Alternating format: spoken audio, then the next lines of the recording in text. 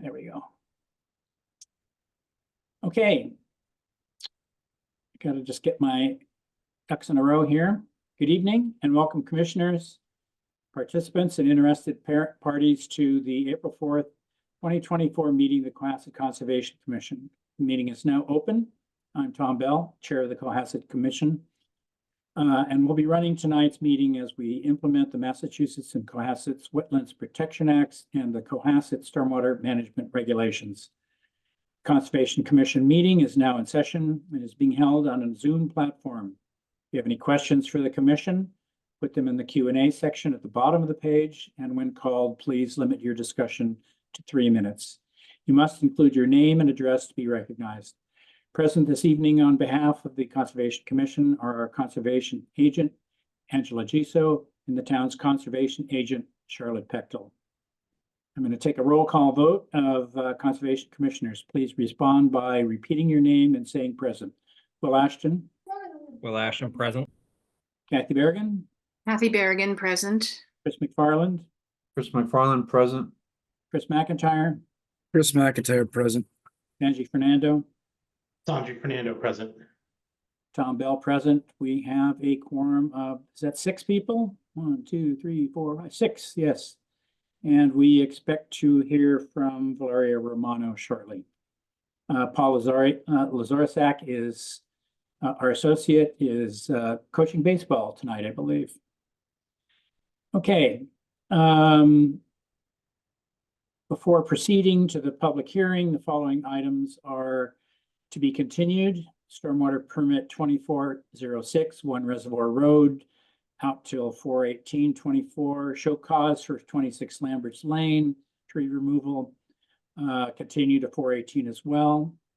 NOI 24-1, stormwater permit 24-1 for 26, 28, 30, 32 Lamberts Lane, restore riverfront, new construction, that's continued to 4/18/24.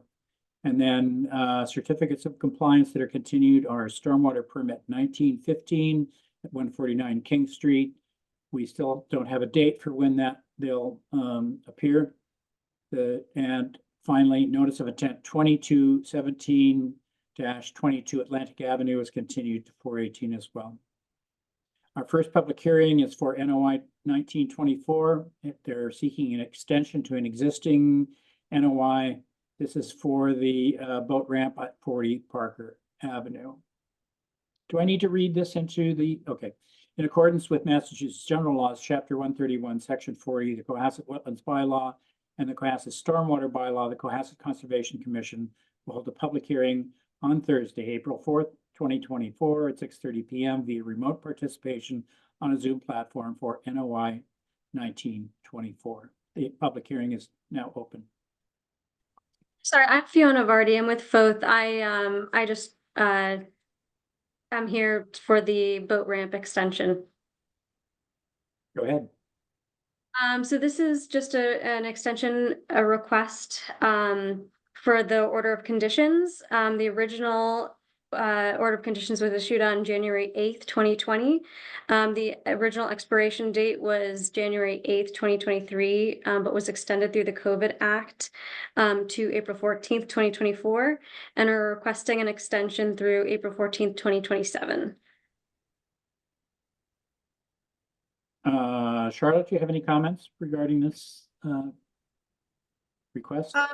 Yeah, so if you want to jump in, feel free to jump in if I miss anything. So the project is complete, but I think last fall we had some discussions with FOTH and with our internal staffing about keeping the order open to kind of just monitor it for the next couple of years to see if we need to fix anything. And of course, if we do need to make any modifications to the boat ramp, we would submit those changes in writing to the commission. This order may or may not be open long-term, just so that we have a permit to work with if we do have to make any repairs. But that's kind of the reasoning for this extension request, but the work is technically completed. We just wanted to keep it open for a couple of years to see if we need to do anything else. Commissioners, do we have any comments, questions? Just that it makes sense to do that. Pardon? Just that it makes sense to do that. So as a frequent seasonal user of the boat ramp, I compliment the engineering team and the contractors who built it to have built a marvelous new boat ramp for the town of Cohasset. Works perfectly as far as I'm concerned.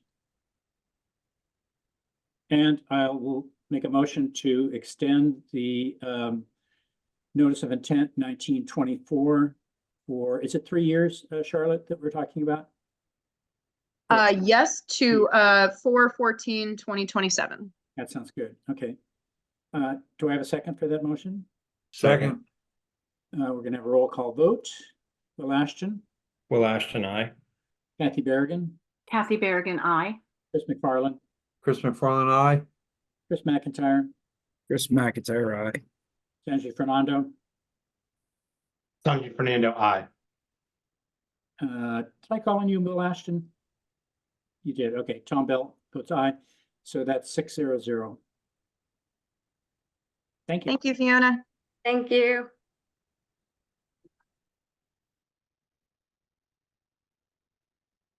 Okay, moving right along. Public hearing RDA 24-4 for 173A Hall Street. This is build a covered deck, and so I'm going to read this in accordance with Massachusetts General Laws, Chapter 131, Section 40, the Cohasset Wetlands Bylaw, and the Cohasset Stormwater Bylaw. The Cohasset Conservation Commission will hold a public hearing on Thursday, April 4th, 2024 at 6:30 p.m. via remote participation on Zoom platform for RDA 24-04. Public hearing is now open. Charlotte, you want to introduce this? Sure. Yeah, so we have Don Canetta here, who's the applicant for 173A Hull Street. Hi, Don. Can you hear us? I can hear you. For some reason, my picture's not coming up, but that's been happening lately with Zoom and I can't figure it out. So you can hear me? Yes, absolutely. Okay. Okay, great. Yeah, so Yeah. we are, as it says on the application, we have an existing 6x9 wooden deck and a 13x15 bluestone patio. And we want to take all that down and replace it with a 14x16 covered deck. We'll have, I think our contractor's talking about 4 sonotubes and a flat roof on it, and that's about it.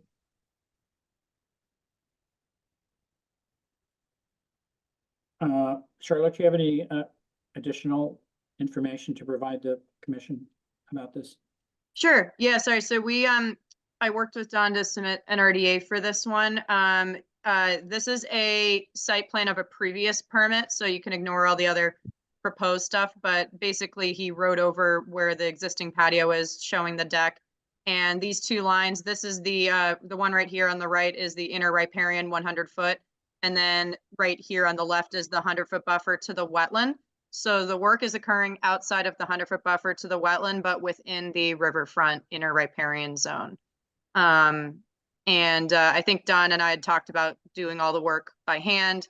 I don't think there's any vegetation removal or anything else like that, just the removal of the patio and construction of the deck. Yeah. Charlotte, I think it's in the outer riparian, isn't it? Oh, is it? Between Oh, the- I'm sorry. Oh, wait, yep, I'm sorry. I read that wrong. It's the outer riparian, so I'm sorry, not in the inner, it's in the outer. Thank you, Will. So wait a minute. Wait a minute. Where's the inner line? So the inner line is right Oh, I here. see. Okay. Yep, sorry. I just saw 100 and I just. Yeah. So yeah, outside of wetland buffers, outside of inner riparian, it's just in the 100-foot outer riparian zone. So when you say the outer 100, you really mean it's in the 200-foot riverfront? Is Yes. that correct? Yes. Which is a resource area. Correct. How much is being added that is previously undisturbed? Actually, it's about 3 feet less than the existing bluestone patio. And that's the patio. How about the proposed addition?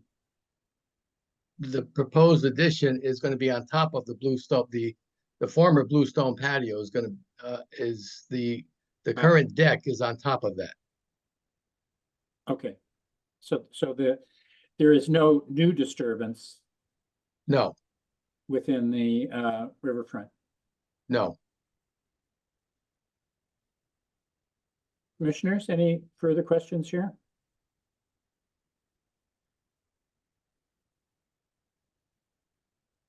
Is this a raised deck or is it flush? It's gonna be on 4 sonotubes, so it's gonna be about maybe 2 feet off the ground. Okay. And are you leaving the patio below it or are you taking that No, up? I'm taking the blue stone up and going to put crushed stone under the patio, which would actually drain water better than it does existing. Right.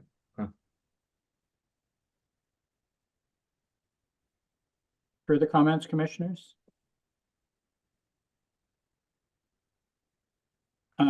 Before we get too much farther, Valerio Romano, you want to recite your name and state you're present? Pardon? Valerio Romano, present. Thank you. Sorry about being late, folks. So now we have a quorum of 7, which is great. Valerio, I wasn't watching. Did you come in at the beginning of this?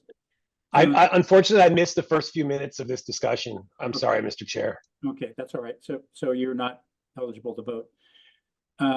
Does anybody care to make a motion? Wait, I'd like to, Oh, go ahead. Tom, Chris. I'd just like to ask one more question. Sure, of course. Mr. Canetta, where will the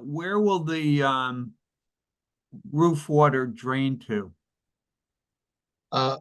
We don't have intentions of putting gutters on, so it's going to be a flat roof with maybe a 3/4 inch pitch. Okay, So it's going to just drain naturally off the roof. towards which direction? I guess all sides, and the yard kind of slopes down from, as you're looking at the picture, the upper yard is at the bottom of the picture you're looking at. Mhm. And as you saw, the creek is over to the left and sort of at the top of the picture, but way to the left. So it's going to just drain naturally off of that roof, and everything kind of slopes toward that right of way that you see. Okay. Do you think you need something under the drip line there to prevent a trench from being excavated over time? There's going to be plantings. There's existing plantings, and we're going to, during construction, we're going to take those out so they don't get trampled, and we'll put those plantings back. I see. And that there's enough plantings there to hold the soil. Okay. More questions? Would anyone like to make a motion to approve or deny RDA 24-4? I'll make a motion to approve. Charlotte, you want to walk him through these complicated RDA numbers?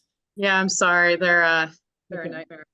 So yeah, it would be if you do not want a notice of intent, it would be a negative determination. It is in a resource area, so I think the most appropriate one would be a -2, that the work is subject to, I'm sorry, the work is in a resource area but will not remove, dredge, fill, alter. And then a -6 under the bylaw, that there's no additional review needed under the wetlands protection bylaw. So -2 and -6. And is there any special condition I should include, or it doesn't seem appropriate in this case? The awkward part is like the -2 and -6 don't really allow for conditions. You can really only put that in a -3 when the work's in the buffer zone. So it's, Okay. yeah, I don't know if they're going to change that in the future, but maybe that was the intent, to just have these negative things be very simple, where you wouldn't need conditions, but So, So, yeah. I think, so I would say I'd like to propose a -2 determination and a -6 determination with respect to this request or RDA. Is that correct? Do I have Yes. a second? Second, We're going to have a roll call vote. Then Will Ashton, Will Ashton, I. Kathy Berrigan, Kathy Berrigan, aye. Chris McFarland, Chris McFarland, aye. Chris McIntyre, Chris McIntyre, aye. Sanjay Fernando, Sanjay Fernando, aye. Okay, Tom Bell, aye. So that passes 6-0-1. Do we need to issue a variance to work within the resource area? Yes. I would think so, don't we, Charlotte? Yeah, I believe so. It's, Yeah. our regs are a little confusing, but I think just to be safe, yes. well, Yeah, it is a resource area, so I'll make a motion to issue a variance for work within the riverfront. Second. Chris, you want to put some conditions on that?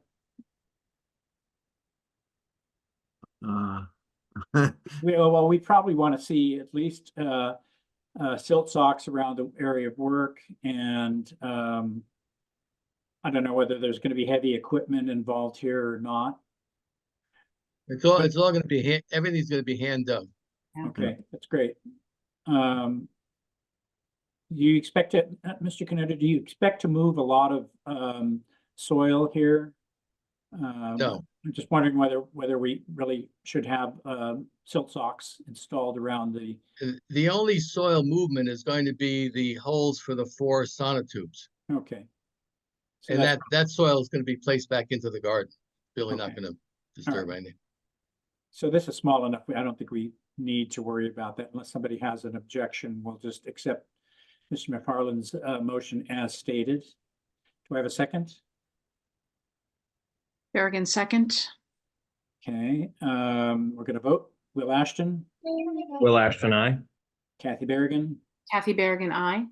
Chris McFarland, Chris McFarland, aye. Chris McIntyre, Chris McIntyre, aye. Sanjay Fernando, Sanjay Fernando, aye. Tom Bell, aye. This vote passes 6-0-1. There we go. Thank you, Don. I'll work on getting that to you, probably on Monday, if that's all right. That's great. Thank you all very much. Have a good night. Thank you too. Have a good night.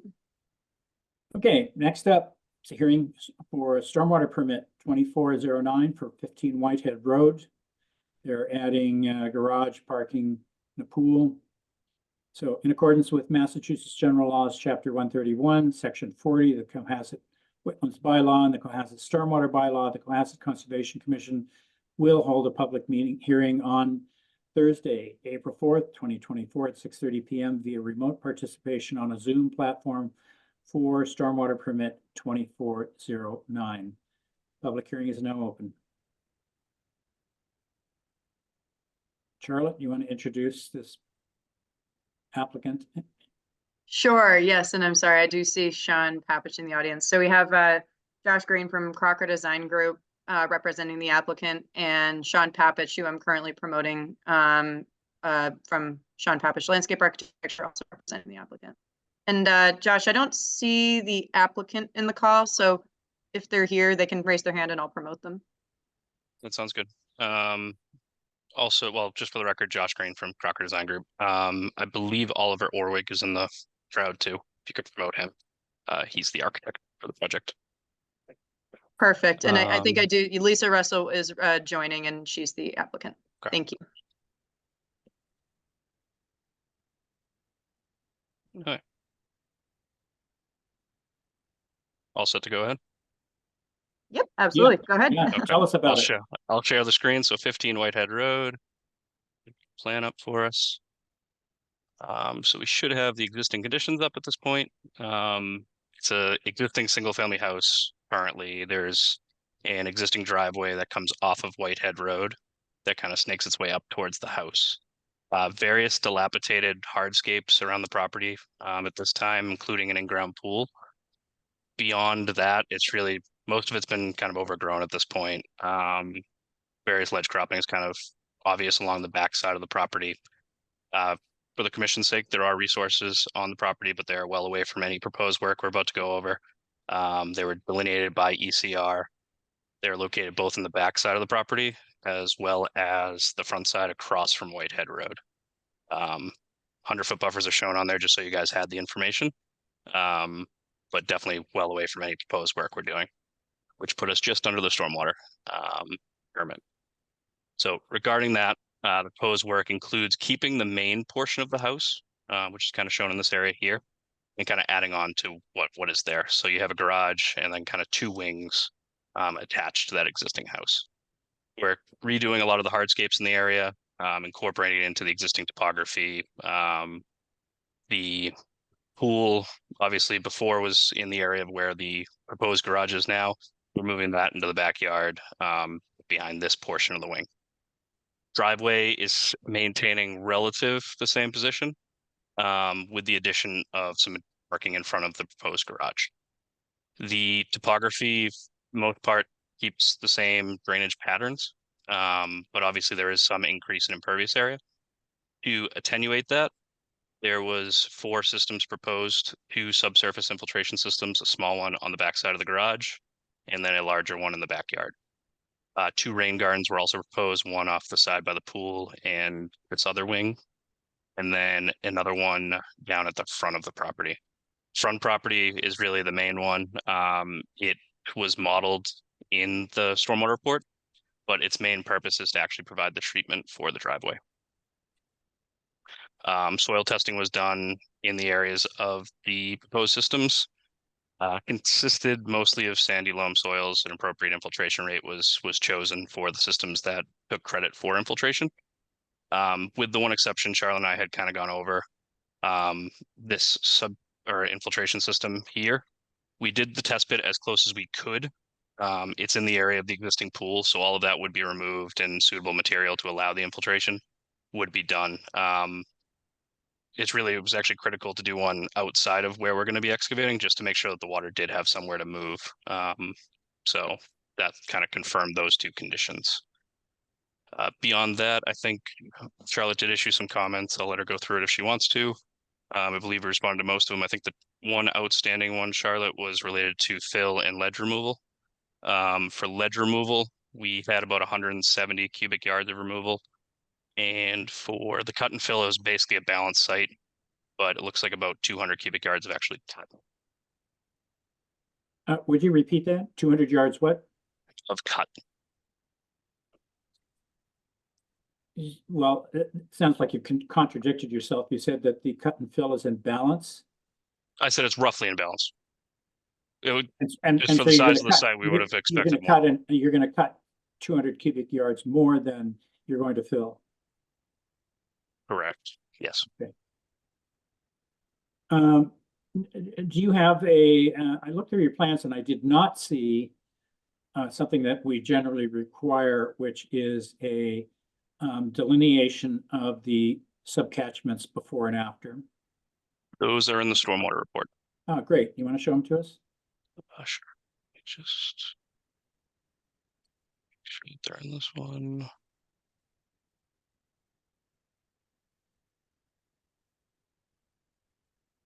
Yep, just saw one of them. So that's proposed here, I believe. Yeah, proposed watersheds. So that means I skipped the existing. Just scroll on back. You good with that, Tom? Or you want to inform us of the symbology you used for the divides between these subcatchments? I was going to go back up to existing first. Should we start there? Yeah, sure. That's a good Okay, idea. I'm just Yeah. went a little too fast for. There it is. Okay. So That's a this little is the more obvious. existing. Yeah. Yes, so far simpler. So just 2 divides, one basically the front of the house coming this way. The line here is just our time of concentration with the breakdown of how it was actually calculated. And then you've got the area of the subcatchment, TC, and the weighted number. Again, all confirmed through the HydroCAD. And what's the design point for that? Oh, it's the actual discharge point is down here. Existing anyway, so. Yep. So point of discharge is down here, basically by the driveway. Yeah. Backyard, probably a little bit simpler. Just went along the longest path to the back corner. It all generally kind of sheds back to where the resources are. But again, same idea. Area, time of concentration is there. Right. Good with that? Yeah, that's great. All right, under proposed.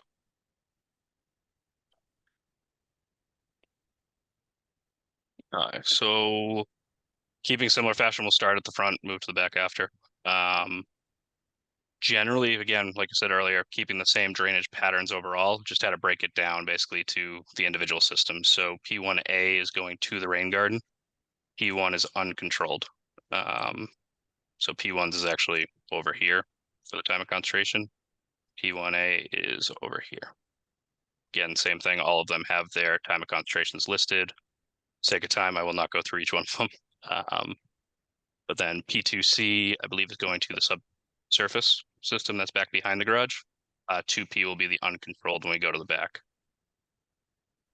P2A is going to the, yeah, P2A is our roof. So that is going to the subsurface system that's located in the back. P2B and the area butting it will go to the rain garden here. Just as a note, the rain garden wasn't modeled for infiltration.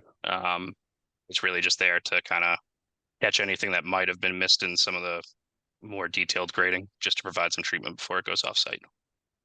And then the back one, sorry, P2 is the one that goes uncontrolled out back. 2P was the actual system itself.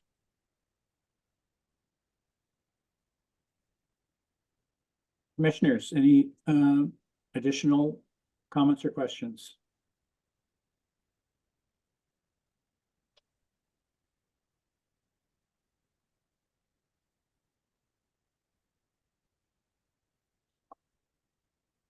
Okay. Silence speaks volumes, I guess. Does anybody care to make a motion to approve or deny stormwater permit 24-9? Can I mean, it's such a big project. I know it's just stormwater. I might have just a couple of things. I'm not real, I'm less of an engineer than most folks on. So can you talk about what the calculations show for the increased water runoff towards the resource area? I know this is just stormwater and you're not actually working in the resource area, but can you talk to me a little bit about that, or us? Yeah, absolutely. So it'd actually be a decrease in all of them. So there's, I believe, 2 spots you can check. Not the best here, but I'll show you a table in the stormwater report after. But in the 2, 10, and 100, there's actually a decrease. So if we go to the table just because it's a little easier, but you can always back check it on these. It should be in our narrative right here. So for here, you'll see at the 2, 10, 100, they all are minuses. So that's just signifying that from preconditions to post-construction conditions, both the rate of the water leaving the site and the volume itself is actually going down. And you've achieved that by putting in the rain gardens and the infiltration systems? One of the rain gardens, and then 2 of the subsurface systems. A lot of it is already existing impervious, plus they're not soils out there, so the runoff already goes relatively quickly offsite because of that. Because of all the ledge and whatnot? Mostly the soil conditions, but Yeah. ledge would contribute to that on top of it. And did you say 200 yards of cut on this project? Correct. And is any portion of that ledge? So portions of the foundation and the driveway are being removed as ledge. And that's where that 170 number came in. Can you show us where that is on the plan again? Where the 200 are coming out, or are coming out? It's generally all over. When we were running the cut fill Okay. calc, actually the largest cut is actually in this area here, which you can kind of see. It's like 53-ish is an existing contour along this wall here, and you've got proposed 58, 57. Sorry, that's the 60. There's 60 in this area, and it's going down to 58, 57, 56, 55. Got that backwards, apologize. So that'd be assigned to bedrock removal to construct the driveway and residence, I suppose, right? Yeah, and it honestly, if we were to hit ledge in that area, we have retaining walls in the area, so we'd more than likely just shift those to allow for it. It's not totally necessary towards the design, in both to just remove ledge for sake of some simple grading. We'd probably avoid it, to be honest.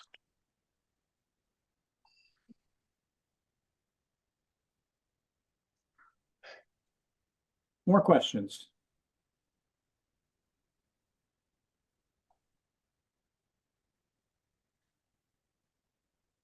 But I guess I have one more, I'm sorry. Just because it's such a big project and I looked at the Google map and I saw how wooded it is. Will, you know, the tree removal and all that, how does that, how does that impact the overall design of the project? I can see where the construction is and there's some trees I suppose are going to be removed around there. Can you just talk a little bit about that? How I many need are the coming? need to find the exact number of trees. We're removing 19 trees in total, but Sean Papich in his office has actually come up with a rather robust planting plan. Oh, cool. So it's actually, I believe it's like 52 or 53 trees on its own are being planted. Never mind all the shrubs that are in addition to it. One thing that's really interesting about this, and it's not something that we were even going to get into because we're not really working on the resource, Yeah, I know. Yeah. but it's really fun stuff, is because there's really not going to be hardly any lawn whatsoever on this property, almost entirely without a stitch of lawn proposed. Awesome. Almost all of it is going to be meadow or native grasses. There'll be some tall fescue areas too, but not your typical mown bluegrass lawn. So it, for as dorky as it sounds, is really, really exciting for us because it's a site where not only the landscape is going to be treated with a lot of sensitivity, the house itself is an original, and again, it's not necessarily your area, it's an original. I know it isn't, but I was curious, yeah, because it's such Yeah, a it's a cool real project. Barry Wills house, right? So the architects have done a beautiful job of maintaining that centerpiece. And then they're taking these kind of glassy walkways to the other outbuildings essentially. And so you're going to be able to see through those, just look at the ledge and then to look through beyond to the water off to that back area. But they were very, very careful and very sensitive to adjusting some of the heights of the floor for that pathway that goes to the garage so that you can see through and look at the ledge that's just beyond it. So it's a little bit of colorful language in a hearing where we're talking about stormwater, but it's very exciting as a project because of the nature in which the approach to the landscape concept is really, really exciting for us. So most of all you see there is there's no lawn whatsoever. Might get a tiny little bit right in front of the front door and a tiny little bit back behind the pool, but maybe not even that. We might just do that with a meadow and just keep that cut in that tiny little spot. So a red fescue or something along those lines, but super exciting for us, I have to say. Good, thank you.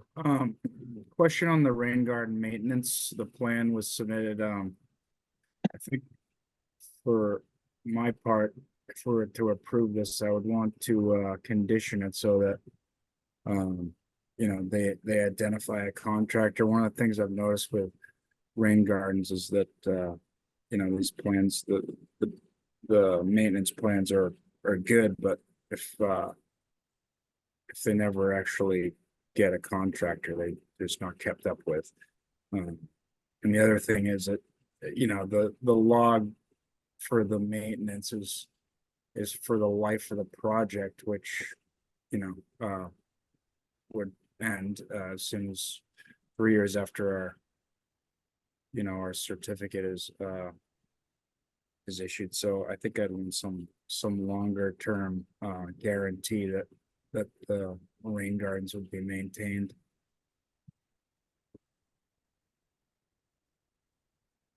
That seems easy enough. We definitely can provide a contractor. So the longer term, is that something? I wouldn't say that the contractor, like, I'm not gonna force anyone to be in a contract for like a long-term contract with one contractor, but at least for the beginning of the project to identify one for however long they see fit, but just some sort of assurance in this that they will continually have a contractor or do it themselves, whatever. But just that that, you know, some assurance this plan that they've submitted will be adhered to for, you know, for the long term, not just. Yeah, that condition seems more than fair. Chris, in the spirit of that, would you maybe want to just recommend at least a monitoring period for like the first couple years? You kind of like one of our conditions of like looking at plantings for 3 full growing seasons for wetland permits? Or did you just want the applicant to provide the information for the rain garden contractor and any potential changes to the operation and maintenance plan, I guess, or? I think there's like a two parts to that, Charlotte. I Okay. think we want to make sure that it's installed as, you know, Yep. per the plan. Yep. And that the plants are, you know, surviving. But I think one of the things about rain gardens is that there's an anticipation of replacement of plants over the years. So I'm Mhm. really more interested in some assurance that it's going to be maintained in, you know, the long term.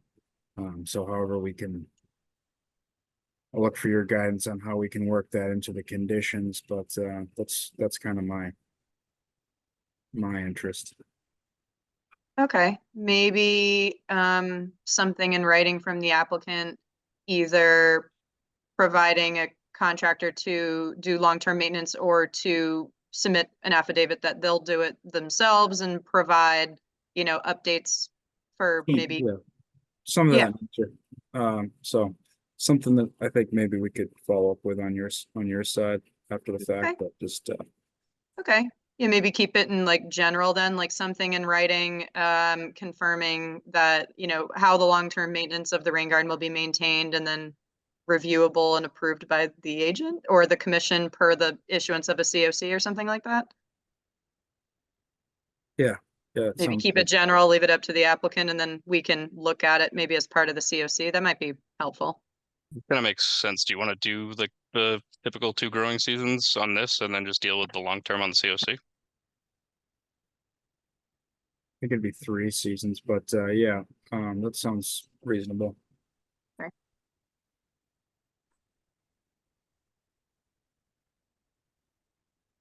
Further questions?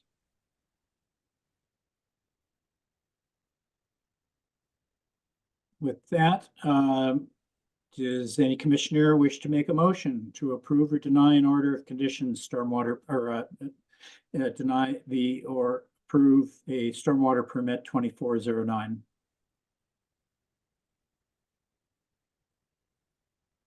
Come on, Chris, it's your condition. Why don't you do it? Wow, I Oh. kind of stepped into that. Yeah, you did. Step up, step in, step up. I make a motion to approve stormwater permit 24-09 with a condition that the rain gardens will be monitored for the first 3 years after they are installed, and that the owner will provide some guarantee for the agent to follow up with that the rain gardens will be maintained for the long term. That, is that And good? oh, sorry, did you want them to provide the information as well beforehand of who the contractor is going to be? Yeah, or- I mean, I think the contractor should be included for the I don't want to say that they need to have a long-term contract, because I feel like they should be stuck with one contractor, but they should, yes, they should, before the COC is closed, they should have a contractor named for the maintenance plan. Okay, Do I hear a second? Second. Can have a roll call vote. Will Ashton, Will Ashton, aye. Kathy Berrigan, Kathy Berrigan, aye. Chris McFarland, Chris McFarland, aye. Chris McIntyre, Chris McIntyre, aye. Sanjay Fernando. Fernando, aye. Valerio, you've been here for the whole thing, right? I have Valerio Romano, Valerio Romano, aye. Tom Bell, aye. This passes 7-0-0. Thank you. Thank you. You're Have a welcome. good night. thanks, guys. Okay, we're gonna move right along Thank you so here. much. Thanks. guys. Let's see where, Parker, Hall, Whitehead. Okay, next is a public hearing for NOI 2407, 87 and 124 Elm Street, for a new order of conditions, CHI Realty. I read this one in, right, Charlotte? This is a new one? Okay. Yep. In accordance with Massachusetts General Laws, Chapter 131, Section 40, the Cohasset Wetlands Bylaw, and the Cohasset Stormwater Bylaw, the Cohasset Conservation Commission will hold a public hearing on Thursday, April 4th, 2024 at 6:30 p.m. via remote participation on a Zoom platform for NOI 2407. Public hearing is now open. Charlotte, you can introduce the applicant. Sorry, I was muted. We have Ted Lubitz from CHI Realty, and I think I'm trying to promote John McGoldrick as well from CHI, and Deb Keller from Maryland. Maryland Engineers and Land Surveyors representing the applicant. And Ted, I see John in the audience. I don't know if he wants to stay there. Yeah, I don't think we need him. Okay. He's joining anyway. I mean, he's more than welcome to join, but Okay. Charlotte, do you want to give context or do you want me to? I'm happy to kick things off. Sure, that'd be great. Thank you. Okay, so first off, thanks for having us tonight, and I want to just apologize for probably wasting your time on this. This was I'd say clerical error on our part. We had a amended NOI that we all thought extended the 3-year period, so this was not on our radar. And I received a call from Charlotte, I think 2 weeks ago, notifying of the termination of our current permits. So immediately we stopped work, and Deb and our team worked to essentially resubmit what has already been approved. And I don't know if Charlotte's provided any more context with that, but I did also provide a letter. I think, as most of you are aware, we are well underway with construction, and the majority of the approved work has been completed. And we are now, I would say, in the final stages of this project and of the work that was already approved.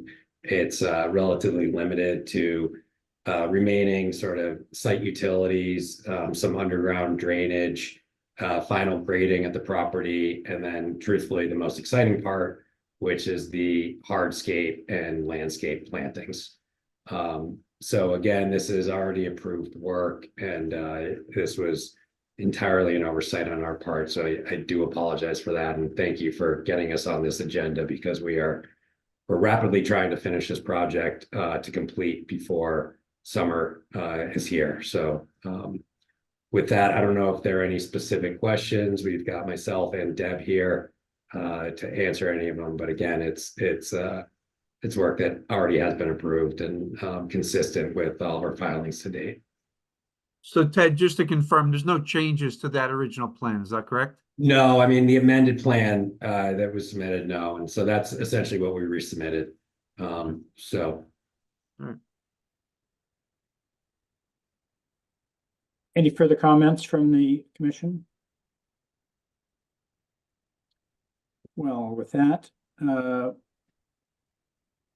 Chris, why don't you make a motion, since you're the only one to ask any questions? I just want to make sure I'm on so this is both the stormwater and the. Just for the order of conditions, because prior to 2023, the stormwater permits didn't have an expiration date. So our bylaws have recently been revised, but it's not, it doesn't backtrack. So the stormwater permit's still valid, but obviously the order of conditions expired. So you had to stop working. So can I make a motion to issue a new order of conditions, including all conditions that were in the previous order? Yeah, and then with all previously issued conditions in our template. Yep. Okay. Okay. Do we have a second? Second. Okay, we're going to move to a vote here. Will Ashton, Will Ashton, aye. Kathy Berrigan, Kathy Berrigan, aye. Chris McFarland, Chris McFarland, aye. Chris McIntyre, Chris McIntyre, aye. Sanjay Fernando, Sanjay Fernando, aye. Valerio Romano, Valerio Romano, aye. Tom Bell, aye. This motion passes 7-0-0. And then could probably revote on the variance for any work in the 50. Yeah, okay. So I move to issue a new variance to work within the 50-foot buffer. Second. Roll call vote, Will Ashton, Will Ashton, aye. Kathy Berrigan, Kathy Berrigan, aye. Chris McFarland, Chris McFarland, aye. Chris McIntyre, Chris McIntyre, aye. Sanji Fernando, Sanji Fernando, aye. Valerio Romano, Valerio Romano, I. Tom Bell, aye. That motion passes 7-0-0. Guys are good to go.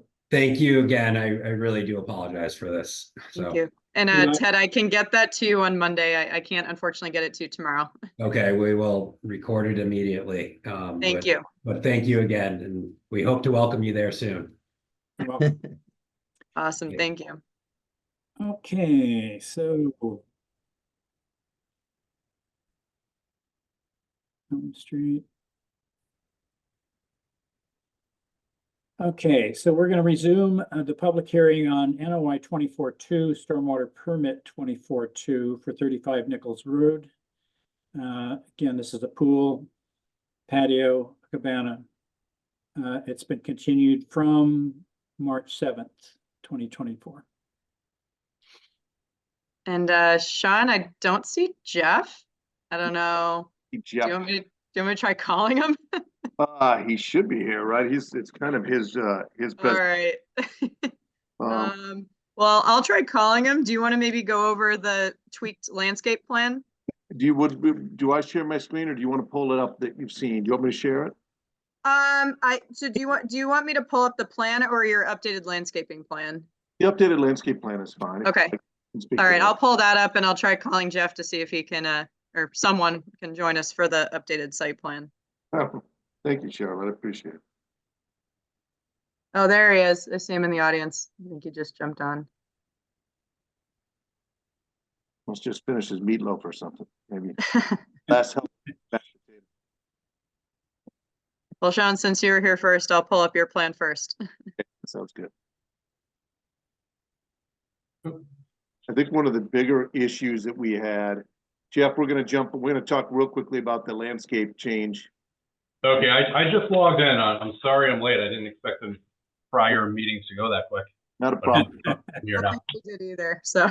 Problem at all.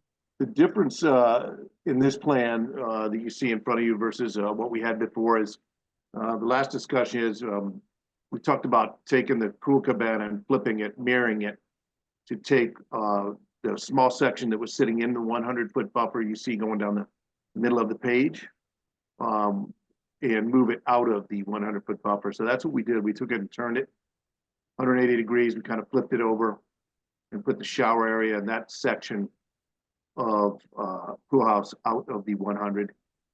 We then modified some of the plantings on that side by adding back some native grasses and extra cedar behind the pool cabana, as well as some other plant material kind of outside the 100. We added some more plants back there to help screen the pool cabana. I know it's outside the 100, but I think the neighbor was talking with or I think the homeowners, the Frasers, were talking with their neighbor and added some more plants to soften that pool cabana. There is also some trees back in behind there you don't really see on the plan. Then essentially for the landscape changes, that's really the difference in the landscape plan, I would say. There really aren't any other changes that we did there. We pulled any pieces of that pool house out of the 100 and added some more plants. If Jeff wants to take over, he can. Sure. Thank you, Sean.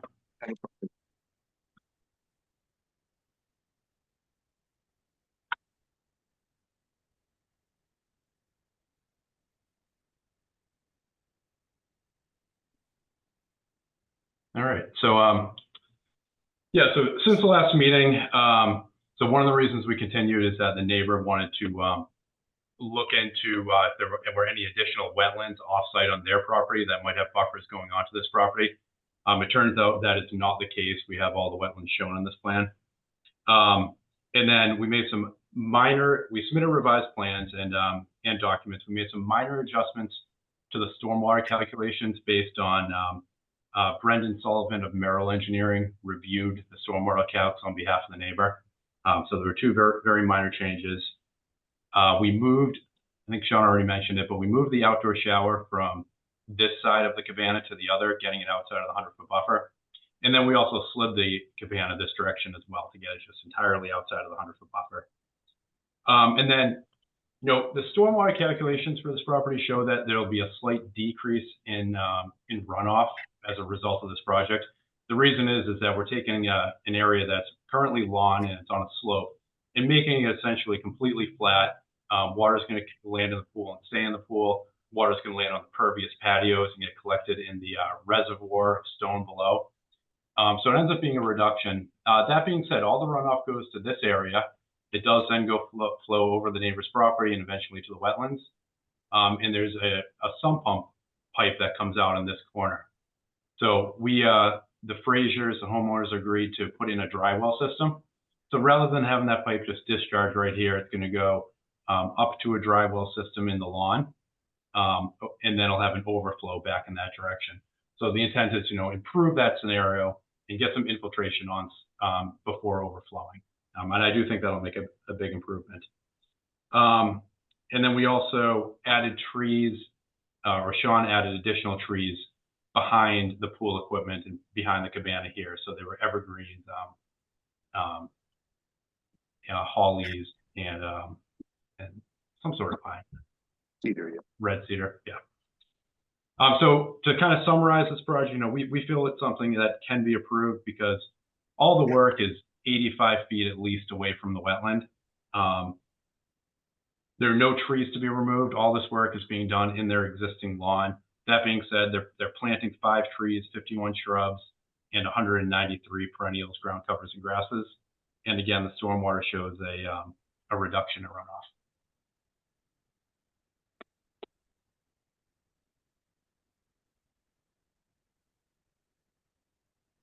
Charlotte, do you have any comments?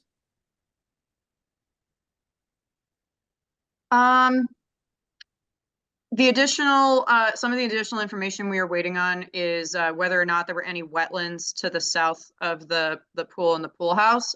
So Brendan Sullivan and I believe John Zimmer did go to that abutting property to look, and they didn't find anything. They did send us something in writing to confirm that. So I do have that. And then I think the revised plans were distributed to the abutters. Jeff, is that correct? Or, you know, or at least they contacted. If anyone reached out to our office, we would have provided them. Perfect. Okay. And then there is one comment in the question and answer, but the last comment that I'll just say is I do have some conditions drafted. So if the commission decides to issue any permits tonight, I can pull those up. Okay, we'll continue with questions and comments from commissioners. Then we'll move to the person in the audience, and then we'll get back to you, Charlotte, about conditions that you drafted. So, commissioners? Maybe one clarification, and I recall some of the discussion here. There wasn't a way, or you know, you felt strongly with this project that you couldn't move the swimming pool out of the protected area as well. I thought there was some conversation of like sort of rotating it 180 degrees and then it would be out of the area. Well, this is the desired orientation of the homeowners. What we could do is slide it this way, but you're getting into the ledge where the grade comes up in this corner. Okay. Got it.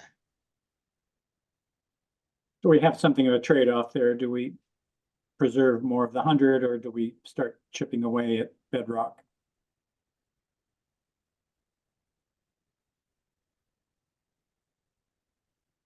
So I just say that each commissioner needs to weigh that. It's only a few feet. If you look at that, I mean, we're getting to about 3 feet, 2.5 to 3 feet into the 100 in that corner. It is on the opposite side of basically a roadway that is in between the wetland and this. So it's pretty heavily planted to the edges nearby, and we're adding a bunch of other plant material. I think that we really did try hard to get that as far out as we could. What is this? I'm sure you must have explained this to me before, but I've forgotten what the 12-foot wide water easement is about. What's the rationale for having that easement, and what is a water easement? You know, it's an old easement shown on the record plans. So it's, I would assume there potentially could be a water service in that area. It's unlikely. It would likely follow the driveway, but nonetheless, there's a water easement there. So that you think that's a sort of a utility easement then, Jeff? I do, yeah. Okay, all right. And it's vegetated now, right? It is. Yes. Yeah. Okay. Quite a bit of tree cover back in that area. Yeah. Commissioners. Charlotte, any would you read the comments? Q&A? Go ahead, Chris. Yeah, it doesn't, I don't know if it's relevant, but the question from 31 Nichols Road, Shelley Brown is the cabana with an open wall or an enclosed pool house? It's enclosed.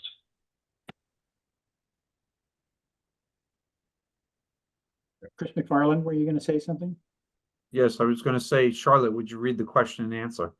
There we go. Thank you, Chris. It's already been done. Okay.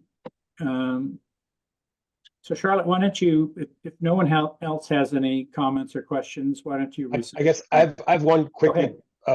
through the chair. I saw the comment from another one of your neighbors, and it looks like you guys did make an effort to address their concerns. I guess the remaining one that I hadn't heard, and it's probably there somewhere, was the access for the construction vehicles. Is that all resolved too? And that's nothing, no concern there. Yeah, that's all reserved. That's all taken care of. They're going to come over their own property, so it doesn't involve the neighbor at all. Unfortunately, that means they have to remove some plantings in here, transplant the plantings, remove a small wall, and also temporarily remove their patio, which will be replaced. Oh gosh. But yeah, that's the way. I actually have some pictures of that I shared at the last meeting. That's where the pool's going, right there. They'll come across that patio. Oh, there's a better picture. Coming off the driveway, that wall will go. These trees will be transplanted, and then they can come right across here. Okay. All right. Well, I'm sure the neighbors appreciate the accommodation there. So nevertheless, that brings up the for the construction here that we, of course, would want to see our usual washdown area and adequate silt fences around everything, silt socks around all of it.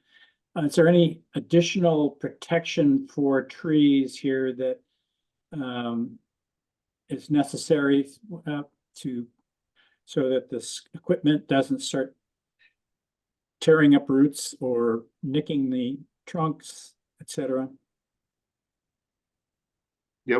Well, we do have a mulch stock down gradient of the work, but I think it's really kind of defined by the lawn there, where these evergreens are remaining there, and the lawn goes right to them. The work is really going to go right to those plantings. Yeah. With a mulch stock behind them. Okay. Any other details you guys can think of? Sorry, Jeff, did we put a washdown area on the site plans, or? No. What do you mean by a washdown area for? Like for vehicles and vehicles? stuff, just to make sure when they're leaving the site, they're not, tracking out mud and stuff. I know that's really hard to do this time of year, but just in the spirit of trying to reduce that sediment from coming off the site. That might. Yeah. That might, No, I mean, I could call one out right here though. That'd be fine. right Okay. there. Yep. Yeah, I mean, there's going to be enough excavation with the pool and presumably clay and loam, then possibly sticking to tires and stuff. And we don't want that getting dragged out onto the street in front of the neighbors. Yeah, sure. We can put one right before the existing driveway. So yeah, let's get a good platform there and set up for a washdown and actually tell the contractor to use it. It's great to have it there, but if they don't use it before the vehicles leave the site, it's all for nothing. Right. So please emphasize to the contractors that, yes, it's there for a purpose and use it. Okay, any other commissioners have any other comments or concerns here? So there's another question from the neighbor, Charlotte, if you'd like to read it. Kathy, did you have something you wanted to say? Yes, could you show me or tell me one more time again where the water runoff goes? Because I heard you say it goes through the neighbor's yard and then into the wetland, correct? Did you say that? Could you show me where that is again? Yeah, so the low point on this property is here. Everything kind of flows in that direction. Okay. And then the topography continues to go back that way to the wetland. So the water naturally flows that direction. So it goes through somebody else's yard? Is that what you said? It goes through their property, over their property? Yeah, I mean, that happens on every property. You know, everyone has a down gradient neighbor. So the water, when we file a stormwater report, we have to show that we're not going to increase the amount of runoff to their properties. Okay. So it's, So you've addressed that sump pump by routing that water to an infiltration chamber, and then you have an outlet that pretty much takes it pretty close back to where it would have gone without that infiltration chamber. Is that correct, Jeff? That's correct, yes. Okay. okay. Would it have been possible to have that outlet oriented in a better direction for the neighbors? That is the direction that the water naturally is going to run. Yeah. So what I did is I pulled it back so it'll run, instead of discharging right to here, it'll run overland further before getting to that spot. Okay, so what is it running over? Running over lawn? Or Lawn and into landscape, a yeah. stand of trees or what? Lawn and landscaping. So there's right here is that row of evergreens. Okay, green so it's giant going lawns, into property line. And so this it's is going- this is a mulched landscaped area here. Okay, so it is going into a stand of over lawn and then to a stand of trees. So Correctly. we might expect additional infiltration there before it actually leaves the property. And that's only in overflow conditions, right? Correct. The dry well, I think, is going to help a great deal. That is the low spot that Jeff is talking about actually is a depression. So it's built as a depression. Right now, it's not just an area where it flows over it. It fills in. And it is a depression and sits as essentially a rain garden itself. Yeah, I've observed my neighbors some of whom have sump pumps. They have wet basements and garages and all kinds of things. And they've been running continuously for weeks. I believe it. And so this dry well will pretty quickly fill up, I suspect. Yeah. And so I wonder if that's really the best direction to be orienting your overflow, whether maybe it should make a right turn instead of a left turn. I don't know whether that would be beneficial for anybody or whether it end up in the same place no matter what. Or I mean, that is the best spot. If I took a right turn, it would go right at the neighbor's driveway. If I keep it going this way, it runs across the lawn and then down to that low point that's working like a rain garden, and then it would overtop in the bigger events. Okay. And, you know, yeah. So one of the things that's kind of not, I don't know whether this is part of in fact, I know it's not part of the stormwater calculation where you guys look at somebody pumping their basement out. Yeah. Right? That's not Right. even covered in our bylaws. Probably should be, but it's not. So I know that it's causing a bit of grief in our neighborhood here that everybody's pumping. And of course, that's unregulated water in any way, shape, or form. So it's more of a how generous is your client to try to take care of this as best they can. And again, this is outside of our jurisdiction, and this is sort of a plea to keep everybody in the neighborhood at least reasonably happy. Can you guys think of anything that is relatively easy to do to make this the best, or maybe you've already done it, Jeff, to make Yeah, I the mean, best that's situation possible. yeah, that's a good summary. I mean, this dry well, this sump pump really wasn't part of the project. It's something that's been there forever. Right. The neighbor, took issue with it, and we explored whatever we could do with that to try to find it, to try to find some way to improve it. And yeah, we discussed several different options, but ultimately this is the best option. There's a lot of ledge on this site, and with the topography, this is really the only spot we could put it. So I think it was questioned before, could we pipe it up into the lawn somewhere? Well, I think this is better than that, where we can pump it up the hill, get it into a dry well, try to get some infiltration, and then it will need an overflow. It's really pumping. The dry well will have to overflow. So it'll overflow back to the same location. Yeah. Well, this is I better. I wouldn't want to redirect it to, somebody else's house, It's always been going this direction. Yeah. No, I mean, this is an issue around town. I mean, I've been seeing 5 and 10 gallons per minute come out of some of my neighbors' sump pumps, and it's not insignificant. No. And your basement can act as a well, essentially. One that would be great in the summer, but of course the well goes dry when you really want that water. Yeah. Now that dry well is it's basically connected to this whole flat pool area, has a reservoir about 7 inches of crushed stone underneath it. And then there's a wall down gradient that's going to be backfilled with crushed stone. The swimming pool is usually backfilled with crushed stone and sand. So you're going to get more, more capacity than just really that dry well that we're showing. Yeah. Okay. Any further comments from the commission? Do we have any hands up anywhere there, Charlotte? We do. So I have 2 comments in the chat, and I can read those, and we have 1 person raising their hand in the audience. Let's start with so the person that's raising their hand wants to speak in person. Okay. And then Shelley, that's a question to you, Charlotte, do they want to actually address us in person? yeah, why don't we let Ms. Mary Claire Chase speak? She's from 39 Nichols. And then I'm so sorry, Shelley, if you can type your address again in the chat, we'll read your comments as well. I'm sorry, I keep forgetting. Hi, Mary Claire. You are muted. Did you have any other questions? Hi, sorry. Yeah, I didn't realize I was gonna be on. So I probably should have put it in the Q&A, but since I am, I'll ask the question. Jeff, I appreciate you trying to do something about the flow of water currently inundated our property. You're welcome. At 39 Nichols Road.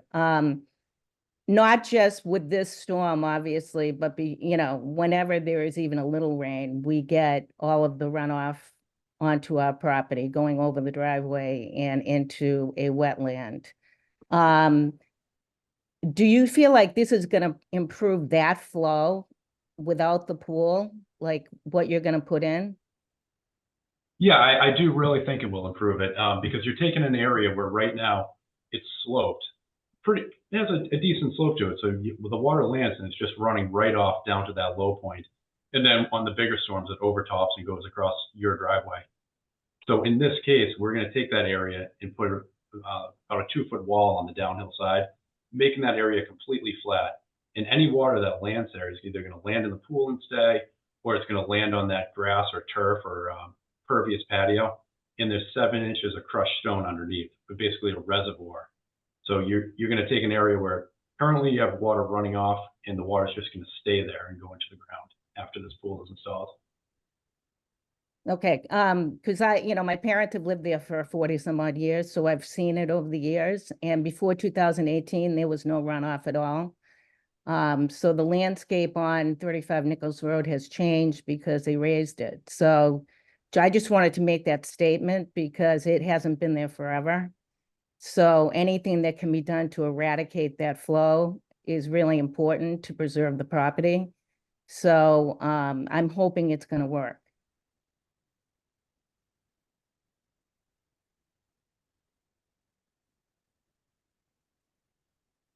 So, as they say, hope's not a plan. But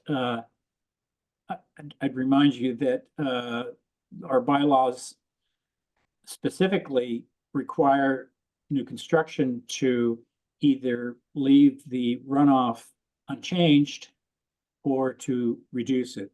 And from what we can see that's been presented to us, there's going to be a reduction in runoff. Okay, I understand that. Thank you.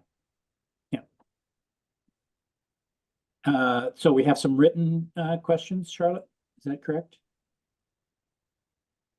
Yes, so I can read Ms. Brown's comments. She's 31 Nichols, and she's also raising her hand too, so she might be able to clarify her questions. So one question was, do the neighbors get notified when blasting will be conducted? Yes, they do. The blasting is permitted through the fire department, and they would be notified. Okay. I would just add to that too, that a couple of weeks prior to blasting, someone will come through the neighborhood within, I think it's 500 feet of where they're going to blast. Maybe it's only 200, but they will come through and ask if you would like to have them inspect your foundation. And they will take pictures of your foundation to document its condition prior to blasting, and subsequent to blasting, if you see that you have cracks in your foundation, you actually have some recourse. Is that a part of the pre-blasting survey? I can. Yes. Okay. I don't know what the radius to the blast area is, but as I think of it, this has happened a little bit in our neighborhood, and so we've seen we've been inspected from a property that was about 200 feet away from us. So it's a brief thing. The person comes in and he's got a camera, and he takes as many pictures as possible of your foundation to document any existing cracks or absence of cracks. And so if new ones develop, they can be compared against what he's taken, and that's how you would establish a case of damage.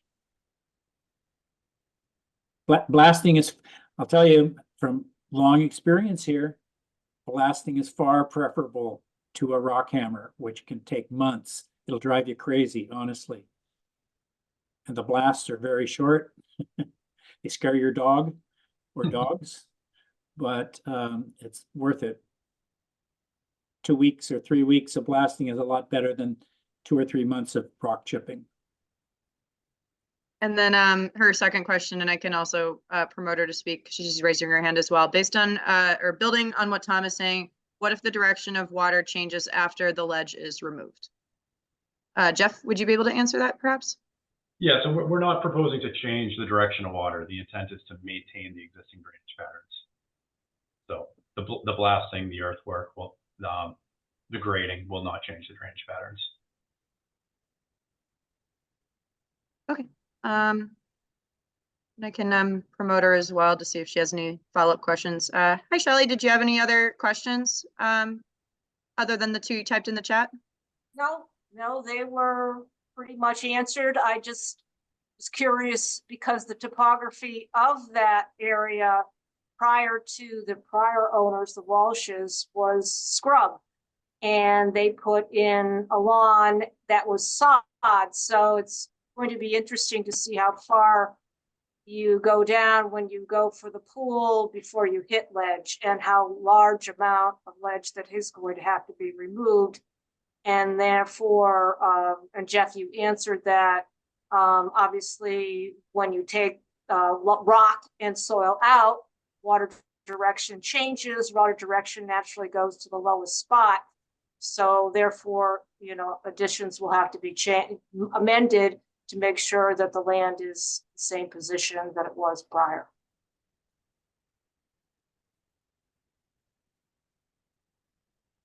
Jeff, do you guys have an estimate of how much bedrock you're going to have to remove for that swimming pool? I would say it's about 80 yards or so. How many? Approximately 80 yards. 80. Yeah. no excavation has been done prior. It's a big pool. Yeah. And that's just assuming a 16 by 36 area, and approximately 4 feet of Okay, blasting. so what are you gonna do with those, with that material? It'll be put in a dump truck and taken off site. So have you, obviously this comes under the jurisdiction of planning. But I believe that if you exceed 10 cubic yards, then you need to get a variance to be able to do this. This is not a driveway, it's not a foundation. It's a swimming pool, and they are not exempt from the land alteration plan bylaw, as I Yeah, understand. if this project needs a land alteration permit, we will obtain it. In my experience working on other similar projects and conversations with the building inspector, it would not, because it's subject to a building permit and also a stormwater permit. What do you mean? It wouldn't need a, what are you saying? It's not, it's not what? There's an exemption in the land disturbance bylaw that says if the project requires a building permit or a stormwater permit, it doesn't also need a land disturbance permit. Oh, is that right? Yeah, I didn't write it, but that's what it says. So this I has don't come up think so the many times, intention and I've was- emailed and spoken with John Allen about it on other projects. I I- didn't I- write it. I just think. Here's a bylaw that's all gum and no teeth. Think we need to be very cautious. This is not a large lot of land. And we all know Cohasset is ledge, and I'm just a little concerned about the disturbance that may incur if a lot of ledge is removed. Because it will have repercussions. There's no doubt about it. So I hope you're being straight with us, Jeff. Yeah, of course I am. The ledge is not removing the ledge will not, result in more runoff. It's impervious, and you're replacing it with sand and pervious gravel. So it's going to. But the effect of blasting does affect everything around it. It does not exist in a vacuum. Ms. Brown, that's absolutely right. It is going to change the groundwater situation.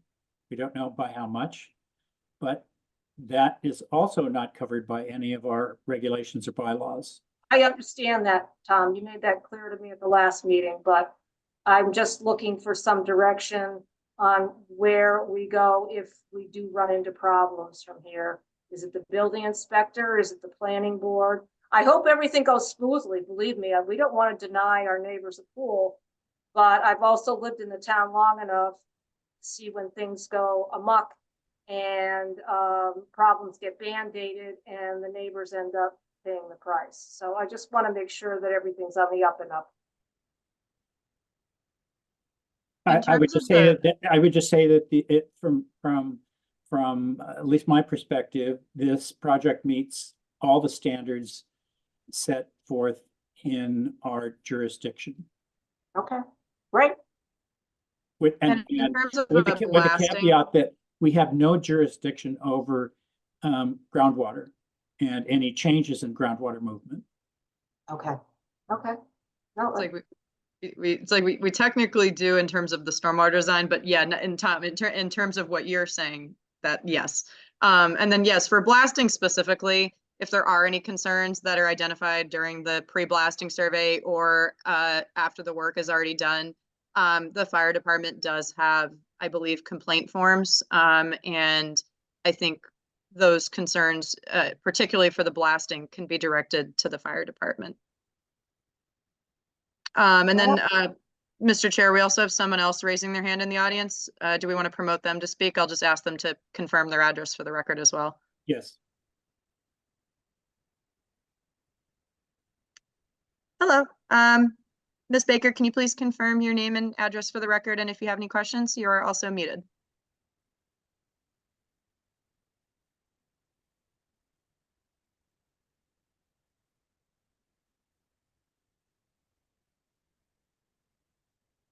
Still muted.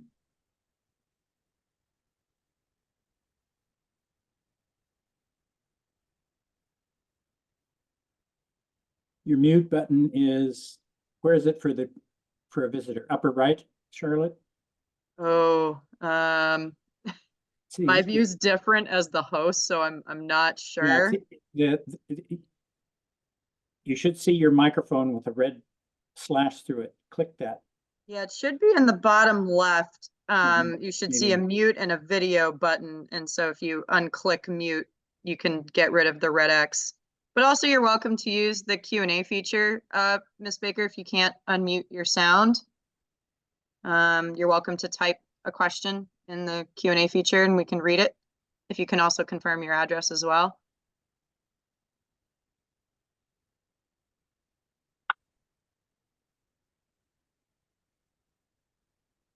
Maybe while she's doing that, did Ms. Brown and Ms. Chase, did you have any other questions for the commission or for Jeff or Sean? I do not. Okay, thank you. I had one question. I mean, where would we go if there was an issue? If it's not the Conservation Committee with the water? I mean, if there is an increase, et cetera. What committee in town would deal with that? I think in terms of permit compliance, that would definitely be through me. So if there's anything going wrong with the project, if it looks like it's not being built per plan, or if we find that there is additional erosion and sedimentation leaving the site, either from lack of maintenance for erosion controls or just something in terms of the design, you know, we are now requiring, well, it's always been required in our regs, but I'm pushing it in our permits now. We have inspection time points for the installation of the infiltration systems. I can add one for the pool. I had that as a recommended condition.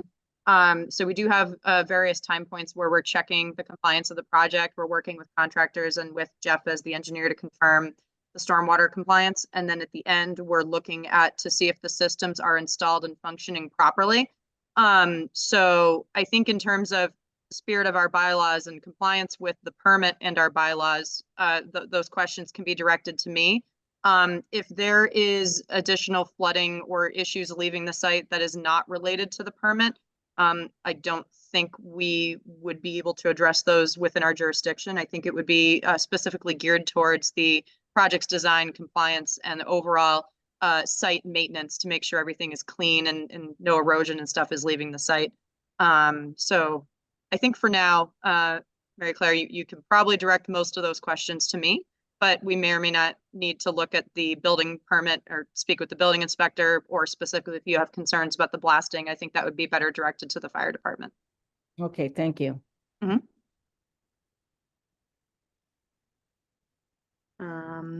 And then Ms. Baker, we still see that you're muted. I'm not sure if you have been able to locate the Q&A feature. If you have a question, now's the time. Not sure if she can hear us too. I don't know. Do you want to give her like another 30 seconds, Tom, or? Yeah, 30 seconds. Okay. Oh, there we go. Anonymous attendee, no question. Oh, okay. Cool. Okay, so I think unless the commissioners have any further questions or comments, we're ready to move on to, did you say you had a list of conditions here, Charlotte? I do. Okay. And sorry, Mary Claire, you still have your hand raised. I just want to make sure. Are you all set Oh, with no, questions? sorry, I didn't. No, mean that's to- okay. No, that's okay. Thank you. We appreciate your questions. Thank you. Sure. Okay. So before we do, do we need to make the motion first and then you read the conditions, Charlotte? Is that the most efficient way to do this? Probably. I know we should really be reading them. So I'm happy Well, we to will. do that. Once the motion is made. Yeah, why don't I show them to you guys first, see if this makes Yeah, sense sure. to you, and then if Sure. someone wants to make a motion and then say, you know, as directed per the agent, then I can read the comments for the minutes. I think that'll be good. Okay. And I will be incorporating the inspections into the order of conditions template, so I will not have to read this for much longer. So I apologize for the length for now. Sure. So a lot of these conditions were actually from our initial discussion and project hearing. So I just added this one about the washdown area. I'll have you guys read that so I don't have to read it twice. And then I had this is common condition I've been putting in terms of just getting all other local approvals. So if you do need to go for the land alteration bylaw, just making sure you do all that before construction. Any changes come back to us. And then these 2 conditions, actually 3, were related to the pool. This was from our initial project hearing, about pool drainage being confined to a truck and shall not be drained into the wetland or buffer zone. And then communicating offsite drainage with surrounding abutters to ensure no adverse drainage impacts to the properties occur if the pool is getting drained. And then I can't remember if it was Jeff or Sean or both that's clarified that the pool will never be drained entirely and it'll only be lowered appropriately to just prevent spillover during off season. There's also coping and everything that's on the pool as well. So I think that was the reason for this condition. And then we do have a general condition 52 about our pool BMPs. So that's in our standard template. And then again, this is something I will incorporate into our permits permanently, but for now, I typed it out in terms of the inspections that are required per our regulations. So pre-construction for reviewing limited work erosion, pre-stormwater installation site inspections to review infiltration of infiltration systems overflows. I don't think we need catch basins here. And then I didn't know if you guys wanted me to add an additional inspection to just look at when the area is blasted for the pool, just making sure everything is okay and there's no issues there. And then before landscaping and then final inspection. So I'll add this if you guys would like it. I think that's a good idea, Charlotte, to have a look at that. So that would be pre-pool installation. I think you have that above. Oh, yeah. I was gonna describe it. After blasting, I guess, Yeah, prior to backfilling for pool. I don't know the proper words in terms of installing for a pool because I know they got to seal it. So yeah. I think just immediately after blasting is would probably cover it, Charlotte. okay. I can write. I'll keep it general, but I would assume it would be with the blasting contractor and or engineer or whoever needs to look at it. Yeah. Okay. Anything else? Does any other commissioner, did you guys agree with these conditions? Is it too much, too little? And then also Jeff and Sean, does this seem reasonable? And does this make sense what we talked about last time?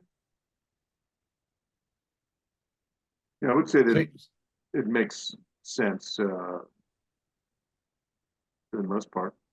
That seems good. Yeah, I don't see anything. I had one other question, if I might. Looking at the materials, I guess when the pool overflows, is that covered? I mean, that's not what you meant by pool drainage here, obviously. This is for when they empty the pool, it's going to go into a truck and not get run down the hill. During the season where you're using the pool and we have a heavy rain and the pool overflows, what happens with that water? I guess it gets into that basin on the corner and then gets pumped out, or it just runs down the hill. And is that going to be water that has pool chemicals in it? Well, yeah, that was actually one of the comments that I saw that Brendan Sullivan had, and we revised the calculations for him. We had the water that was landing in the pool basically staying in the pool, but he brought up the point that in this case there's 6 inches from the water to the top of the coping, but a 100-year storm event, which we designed for, is a 9-inch storm event. So we did model that as in a 100-year storm there would be overflow out of the pool. And he was satisfied with those revisions.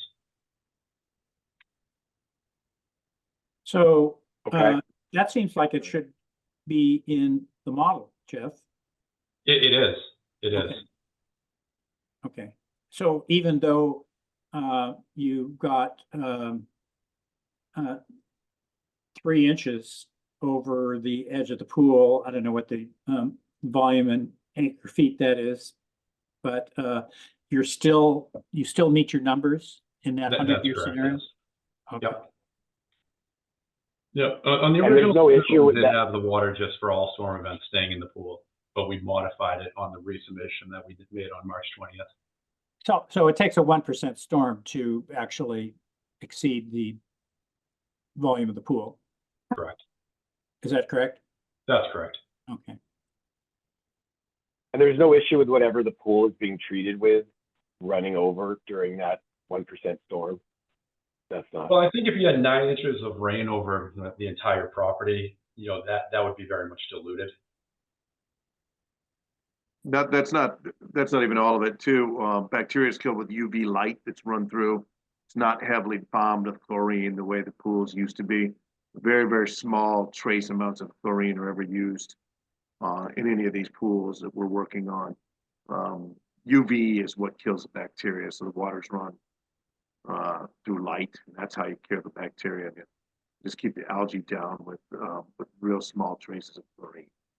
A lot of the BMPs for even draining pools in Massachusetts described to actually drain the pool water over your lawn and through your beds. We're not even really proposing that, of course, here. So. Yeah, and we do have in our condition 52 and our stormwater BMPs, there's all these specific guidelines about letting the water sit for a period of time for it to dilute for the UV and making sure it's the proper pH, using diatomaceous earth to mix it if you have to, and then draining over existing landscaping and not directly into a pond, river, stream, etc. And then to obviously utilize your property to just ensure that it's getting treated in a sense before leaving the site. But since this site was, it's a little constrained, so there isn't really like a big backyard to do that. That's why I think we had discussed about, confining it to a truck whenever possible, and then not draining it entirely so that you're only keeping the pool somewhat half filled or whatever, and, to prevent any spillover during those large events. But yeah, if there is any spillover, like you said, it would be very diluted. Last call for comments. Sorry, so do these two still make sense, or do you guys want me to modify this language in any way? No, they do. To me, Okay. Good. I agree with the conditions, Charlotte. Okay. Does anybody have any objections to the suggested conditions? No. Okay, with that, I move to close the public hearing for NOI 2402 and stormwater approve and close the meeting for NOI order and issue an order of conditions for NOI 2402. The order of conditions is as stated by our agent for NOI 2402 and stormwater permit 2402 for 35 Nichols Road. And then, Second. What are we missing here? oh, did you want me to read them, or has No, everyone? we don't need to read them. You have Oh. them right there. Okay, well, yeah, for the motion, you should, but I mean, they've been on the screen long enough where. Yeah, I don't think, Yeah, look, sure. just say 1 through 6. I don't think we need to reread them. Okay. Okay, yeah. Going for Conditions record time here. 1 through 6, as stated by our agent. They're part of the public record. They're on screen here. They should be good, right? Yep. Okay, I second the motion. okay. We're gonna have a roll call vote. Will Ashton? Oh, I'm not in this one. I missed the first meeting. Oh, sorry. Okay, Kathy Berrigan, Kathy Berrigan, aye. Chris McFarland, Chris McFarland, aye. Chris McIntyre, Chris McIntyre, aye. Sanjay Fernando, Sanjay Fernando, aye. Valeria Romano. Valeria Romano. Valeria, you're muted. Sorry, it's a double mute. Valerio Romano, aye. Tom Bell, aye. This motion passes 6-0-1.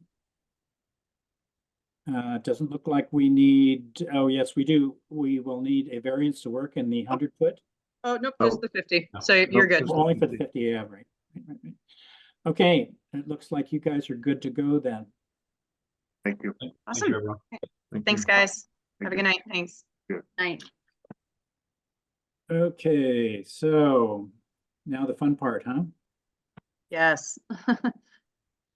Which will be, oh, wait a minute. Where we at? Oh, Elm Street. Nichols, yep. So we're gonna have a show cause hearing for 44 Little Harbor Road. Unpermitted vegetation removal. It's been continued from February 1st, 2024. Charlotte, take it away. Sure. Sean, we do have Rich Whelan in the audience, but I think he wants to chill there for now. And then do you want to walk us through your updated plan? So just to refresh the commission's memory, we wanted to see a more robust restoration plan for the trees and vegetation that was removed over the last couple of years. I met with Sean. We looked at near map. We looked back to around the time that the permits, right before the permits were issued. We counted the trees because you can, it's hard to tell, but we did think that we came up with about, I think it was 8 or 9 trees that were removed around the peninsula area in the back of the property. By looking at that imagery, Sean put together a revised planting plan that he can go over after speaking more with the applicant about the additional mitigation. Oh, do you think it was 8 or 9, or did you think it was more? I thought when I think it was about 8 or 9 plus or minus 1, maybe, because sometimes the vegetation was a little bit hard to see if it was actually a tree or if it was just overgrowth shrub stuff. That was, But I think we looked at the shadows, during like the dormant seasons. So Yeah. you kind of see like which the type of vegetation looked like it was more of a tree. Yeah, like stuff like this. So we did look at these kinds of Yeah, time points. Yeah, can you see my screen? Sorry. This was dated, excuse me, April 3rd, 2021. This one is dated in October 2000. Is that 23, 2023? That we have I think now? so, yeah. Yes. So what we did notice is trees that were right down the middle, or toward the edge over here. I think one of the other original maps that you had showed this in the middle of the summer, and some of the shrubs looked a little bit like trees, so it looked, in my opinion, looked a lot worse then. When I do see this here, it's still certainly some trees. So I thought we counted, 1, 2, 3, 4, 5-ish, maybe 6 is kind of what I was thinking, Charlotte, but I might not be remembering that right. We believe we have still a couple of cedars here and oak, and we have the other kind of dead guy right here still hanging on the side of the bank. What we had proposed, we started talking about working on this side. I know in our earlier hearings, there were a couple of dead trees that came out. There was another one off property that came out that looked as though it was alive. We had proposed to come back and plant some trees on this side. And we also proposed to beef up a few more plants and cedars into this grove. And then I'll open up. Yeah, sorry, Sean, and I'll clarify too. I think on this, on the eastern side, we counted 5 or 6 more trees, but then we had previously counted on the western side 2 trees that were removed. So I think that's why we had a total of like 8. Oh, yeah, that's pretty cool. Yeah. I get it. So let me see if you can see this. You can see the plant in front of you. Yes, but you might need to zoom in a little so we can see where you added more stuff and what species you're suggesting. Yeah. Let's see.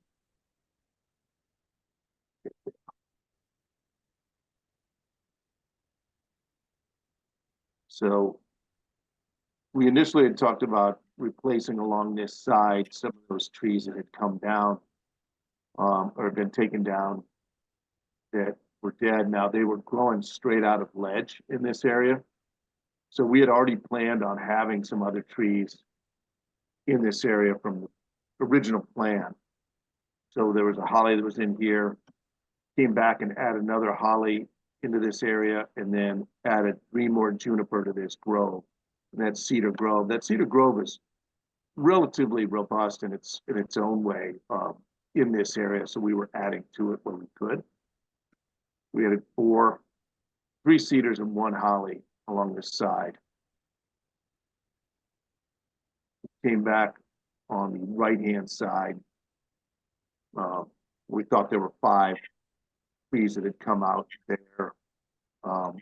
Proposed 2, 3, 4, 5, 6, 7 trees to go in on the right-hand side. Again, a mixture of cedar, which is there, as well as some other hollies, but certainly see in the area. And so we wanted something to be replacing evergreens with evergreens. And so that's what you see along this area. We also had added some of the other shrubs for some of the big shrubs that had come down. We had done that already previously.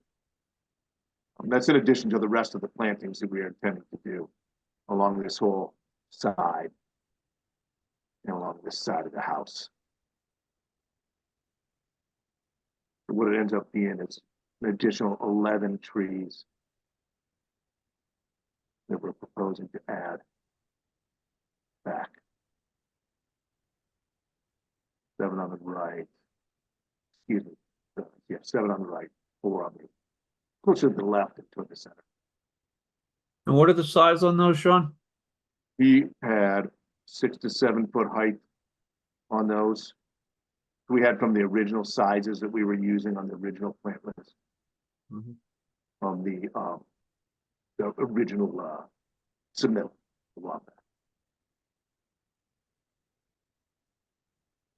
We actually have not had a lot of luck with some of the big cedars going in due to some of the winds we're getting. Same with the hollies. Yeah. Hate to say it.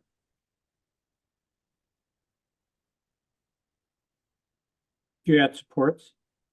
What was that? Do you add support when they're young? Yeah, oh yeah, absolutely. Absolutely. It almost feels like in this area of town, well, any area of town that you guys are usually dealing with, we have to come back and wrap these things for a couple seasons with some of the winds that are coming out the water. It's a little funny. I mean, you've got cedar every place and juniper every place as a native plant, but they still seem to have a hard time taking hold. And we still try to not plant them in the fall, plant them in the spring, give them the best shot. Are they, do they get infected easily with cedar rust? I haven't noticed that yet. I really haven't. No, and it would be more the fruiting trees around them getting the rust. We see it comes off of that, but we haven't noticed a whole lot of that. Well, this is why it's so important not to remove trees. Agreed. Really? So Sean, I guess my concern here is that you had these 3, if you go back to your near map shot, that would be helpful to grab that. Yeah. It gets it there here. Okay.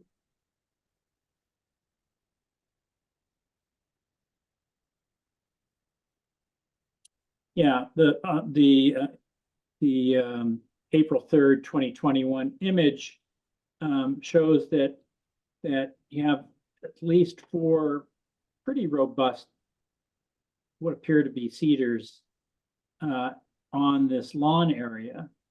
They're not on the eroding cliffside. They're right out in pretty stable soil, probably get pretty good water there. And now you're replacing these trees in more marginal sites.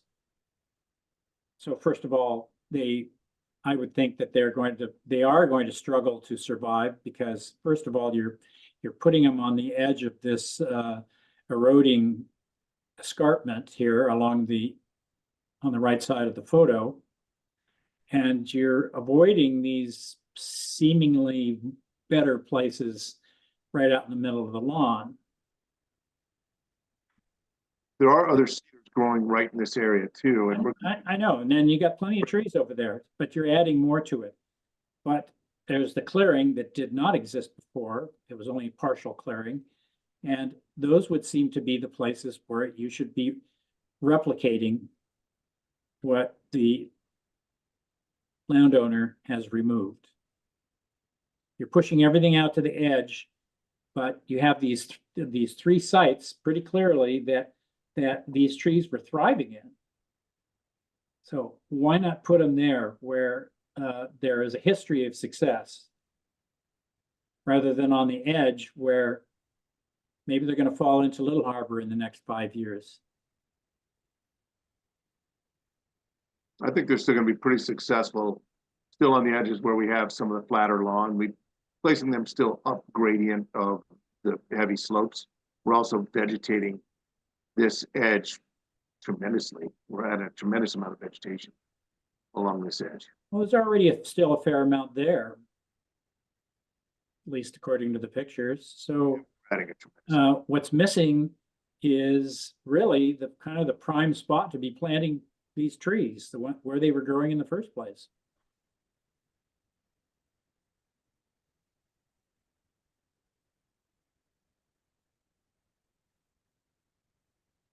The same thoughts. Yes, they may survive, but are they going to get to be 30-foot cedars on the edge? Maybe, maybe not. It seems like that that flat area is an ideal place to plant them. Put them right back where they put these new trees back where the old ones had been cut down.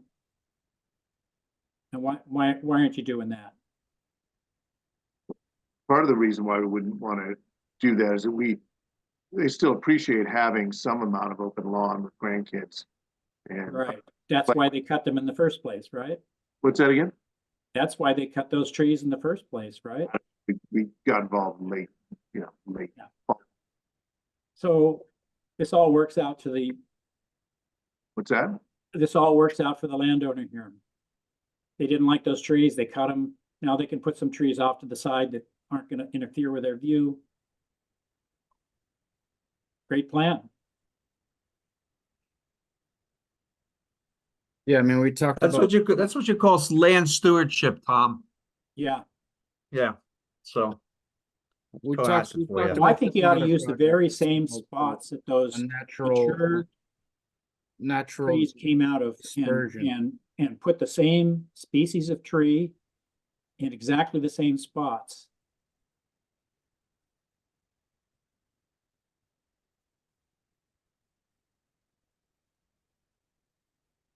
Chris Yeah, McIntyre, were you saying something? Yeah, I mean, I said, we've talked about this before. I mean, it's like, we're looking for a replication of what was replaced, as Tom's saying, not just, not a row of trees conveniently at the edge. It's, this is right in the buffer zone, if not, in some cases, the resource area.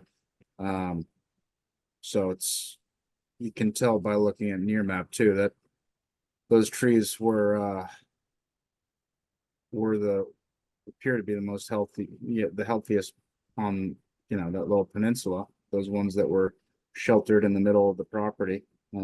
Little competition from surrounding vegetation. Probably no exposed roots from the edge there, no less salt water. So I mean, I'm in agreement with Tom. There should be some to replace those that were taken. There's still room for lawn, and trees don't have to impede the play of grandkids. Kids love trees, so I don't buy that. Well, that I don't even consider that. I'm just looking at what was there, what was done without a permit, and I think that it's only appropriate that trees be put in where they've been removed under circumstances like this. I would actually go a step further if I might through the chair. So the number that I heard Charlotte say of trees that were removed was 9 ±1. So I would think that there was a permit granted in 2022, and we have, the sheets that show what it was going to look like after that. And then these trees were removed basically in contradiction of that permit, if that's the right language. And so I would think 2 to 1 would be appropriate. So I would think we're looking at 18 or 20 trees, not 11. Or, you know, I again, I defer to the chair on some of this with more experience, but I would think 2 to 1 if there's space for them. I don't know exactly where, you know, I would leave it to the further discussion as to where they would be on the property. Of course, we want them to be healthy, but I don't see how 11 makes up for cutting down 9 trees, you know, without, you know, knowingly in violation of the rules. Well, not only that, 9 mature trees and Sean, if you could make a forecast of how many of your 11 6-foot trees are going to survive for 10 years, what would you say?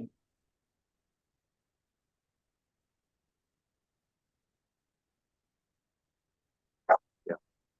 I mean, we would expect all the trees to survive. You'd expect all of them to survive? Typically, we would on all of our projects. Usually when we have one that dies, we put one back. You come over to my house and try to save some of my cedars. Yeah, we would. Well, contracted, if the landscape contractors is contracted to put in trees and even if it's only a 1-year warranty, most of the landscape contractors we work with tend to keep an eye on sites for quite a while. So they would come back and plant trees. So if they die, they would. Which means decades more before we see mature trees that have been cut down. I don't know if there were 9 trees. I keep on talking about 9 trees. So I think we came up with 7 to 8 plus or minus 1. Yeah. So it was about 5 or 6 trees on the eastern side, and it was definitely 2 trees on the western side. So that's 7 to 8.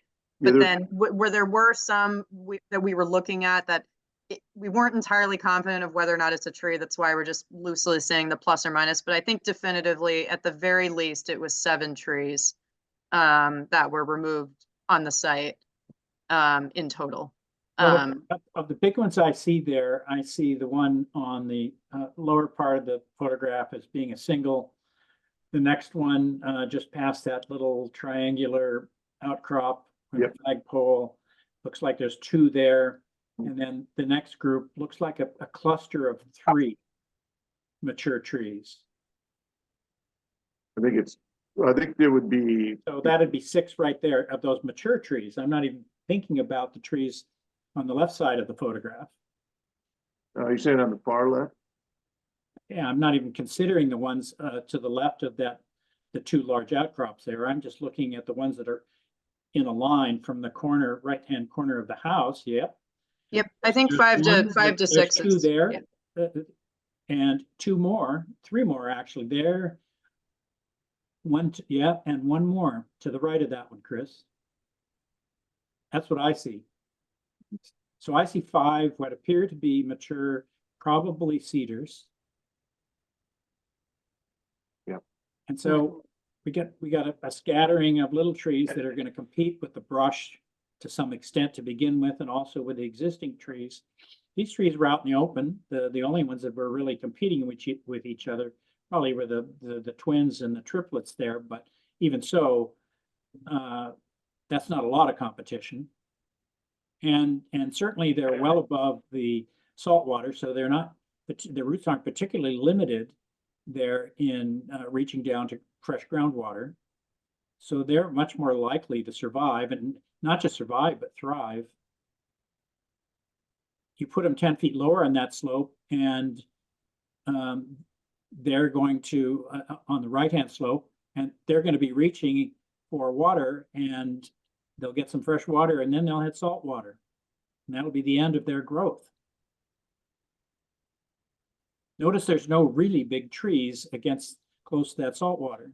All the big trees are up on this plateau. I don't think that's an accident, but maybe it is. You're the arborist.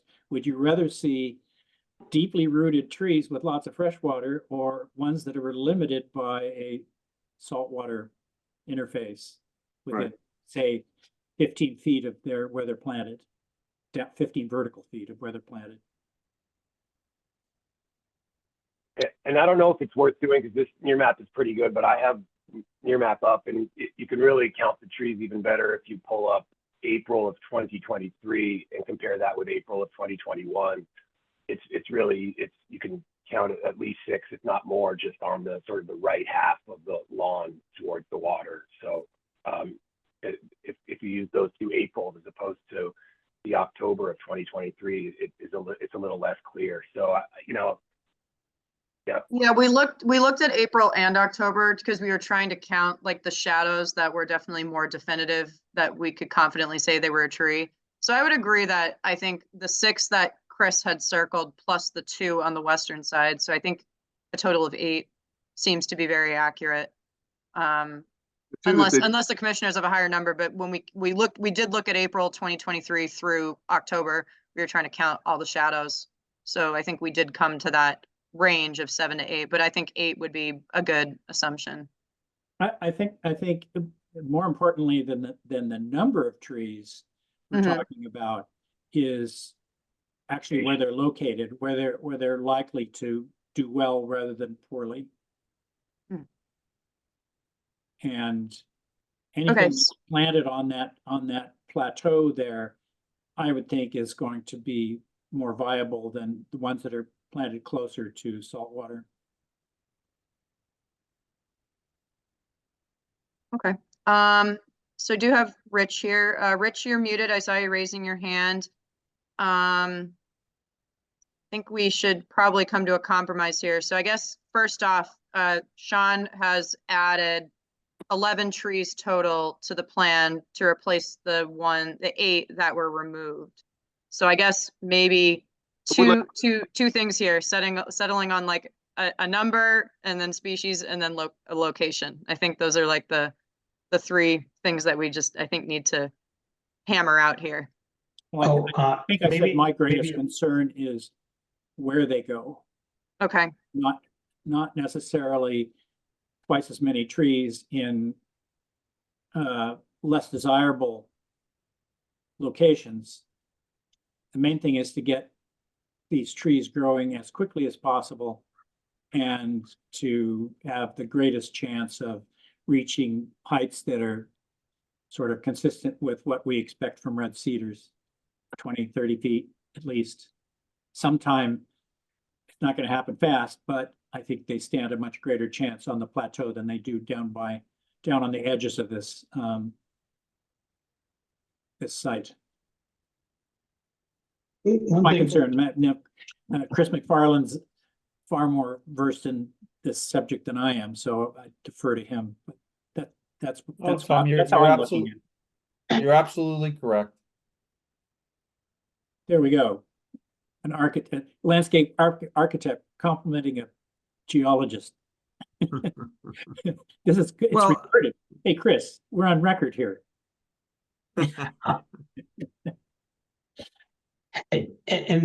And Tom and Chris and Charlotte, like it's a tree height, but should we also specify a caliber with like that'll give us a sense of how likely the trees might survive?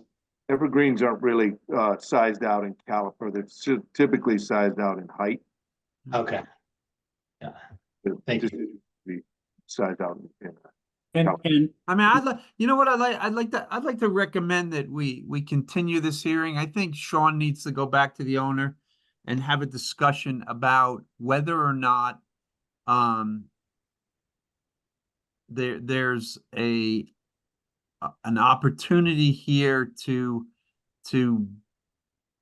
move some of the trees in the way that Tom suggested, that actually might facilitate a better habitat for those trees. And I mean, it's fairly clear to me that the removal was here, so you have a big lawn and lots of views, and you know and Tom is absolutely correct. The reason those big trees were there is because you have a better condition to grow them in, and Sean, I think it's up to you to talk to the owner and make a final pitch on actually being more of a steward of this property and less of a, you know, less concerned about the views and how much open space there is, so. So it sounds like we're requesting a continuance here or suggesting a continuance. And so you can refuse and we'll have a vote, or, No, I think we'd like to go for a continuance in this case. all right. So- The 18th is full to overflowing. So Charlotte, what's the next meeting after the 18th? Our two meetings in May are May 2nd and May 16th. But yeah, so just to clarify, we're really looking at just a revision to the plan that Sean has proposed with just shifting the trees of where they need to go, so not changing the count or the species. And then he's already specified 6 to 7 feet in height. I think Valerio brought up the point that a 2-to-1 is probably a better, I was just gonna say, a better number. Okay. So if we're saying that there were 7, then it should be 14. Okay, so 3 more trees, because right Yeah, now the and total's that's 11. consistent with what we've done in the 50 before. Okay, And So- I personally I would personally not object to a variety of sizes rather than, you know, Christmas tree farm. You know, maybe 1 or 2 larger and 1 or 2 slightly smaller, and, you know, the idea of repopulating this peninsula.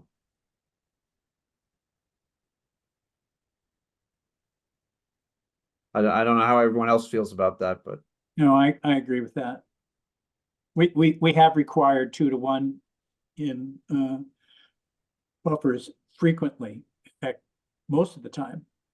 So in the 50, yeah. I didn't mean to say that the count doesn't matter. It does.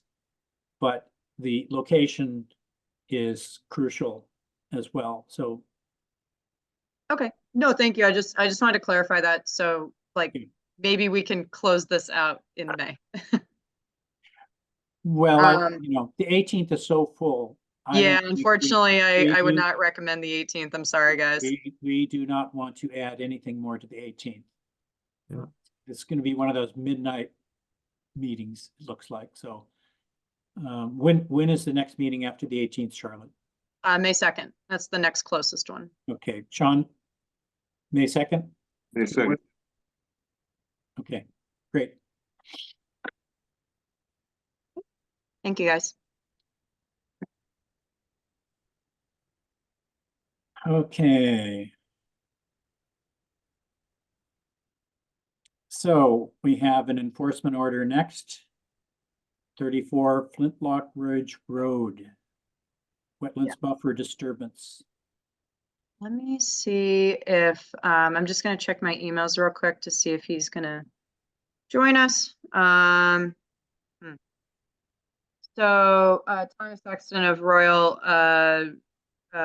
Services and Solutions, was the contractor who was working, on 34 Flintlock Ridge Road. Just to quickly recap, he had brought us in, or he had come to me about putting in some fill in the buffer zones from what was underneath the deck. I said, we kind of need to go to the site to look at that. And then we realized that the fill was actually in the wetland mostly. So I issued an enforcement order to remove the fill. It was verified by the commission at the last meeting. Since then, I have been to the site. He got out most of it. As we know, there was he did it all on the Thursday. It was like the 21st or 22nd of February. I'm sorry, not February, March. But that next day was going to be pouring rain. So he removed as much as possible with the excavator. There is still like some fill in the wetland, but right now the entire site is a waterbed of mud. And so you cannot get in there even by hand to remove it. So what I emailed him and recommended that he do is, as much as we'd like to see all that fill removed, it's not a safe site right now to go in there. So I'm going to have him put down the specialty erosion control straw. I talked to some other wetland scientists. That is okay for stabilization. You don't want to really put anything else in there, like mats or anything, because it's kind of considered fill. And there's already fill there. So I think the straw, that's also what we did with some other projects and violations. So I'm gonna have him install that ASAP if he hasn't already. I was hoping he could be on the call tonight to give us an update on that. But one thing that we do need to work with is I have sent him several people without bias or prejudice, several contacts of wetland scientists preliminarily that he can work with to come up with a restoration plan.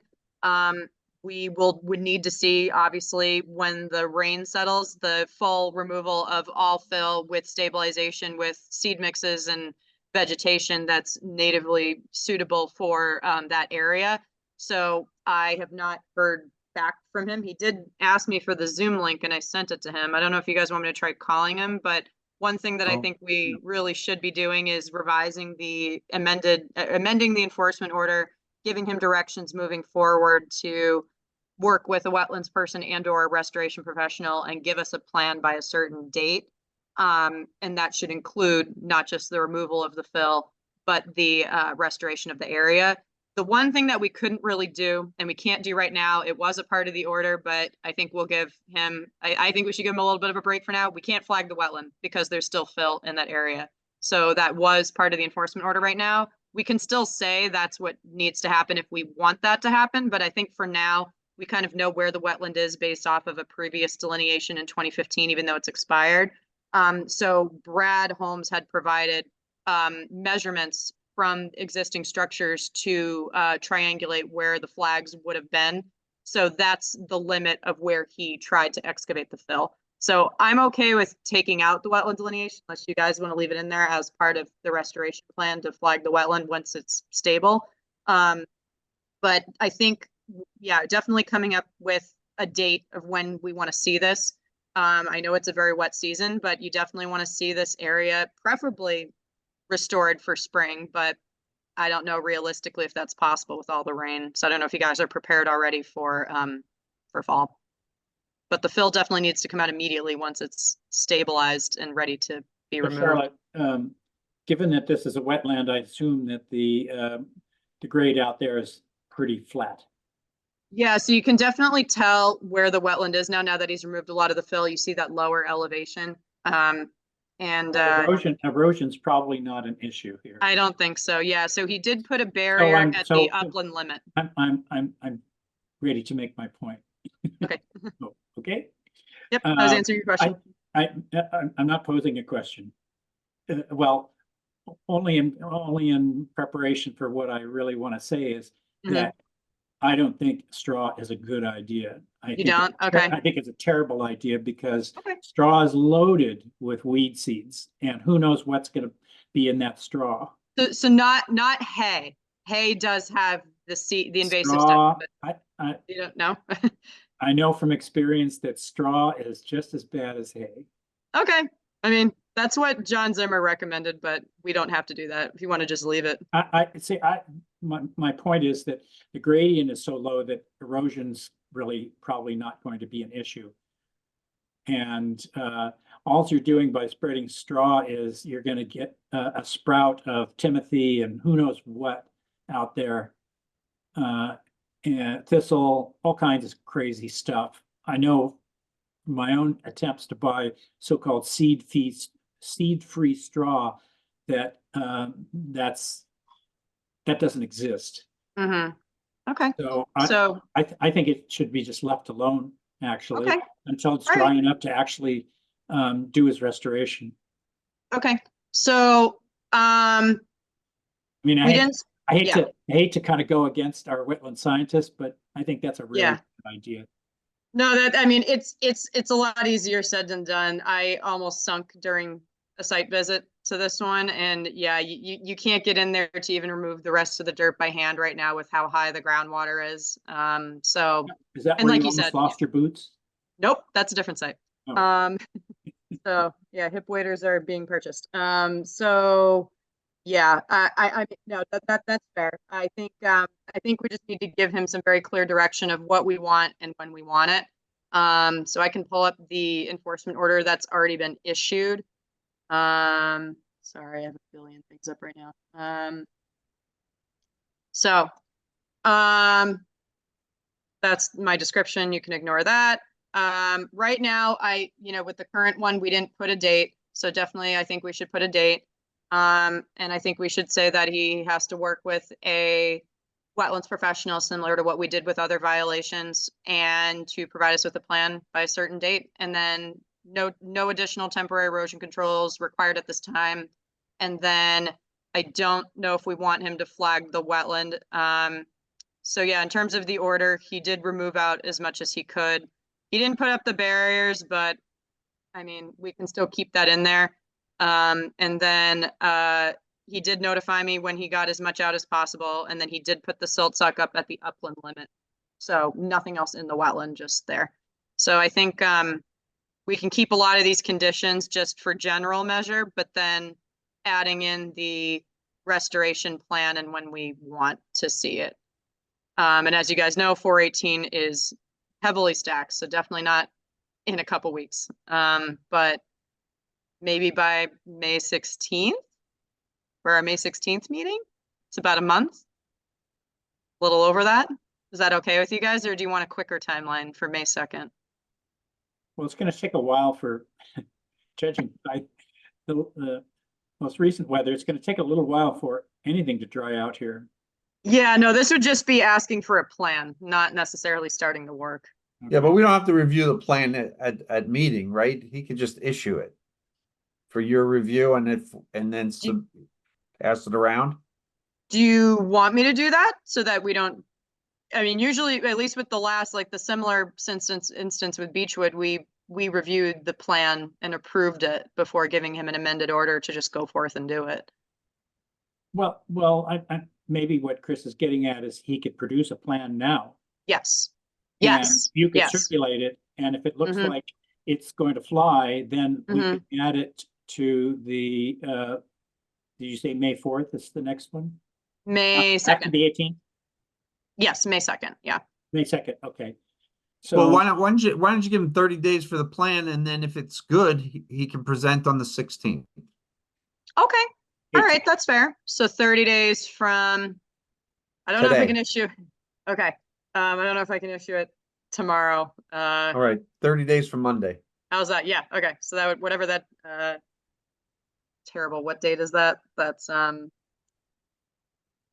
okay. So that's April 8th. So by May 8th, give us a plan, and then May 16th, we review. Yep. Okay.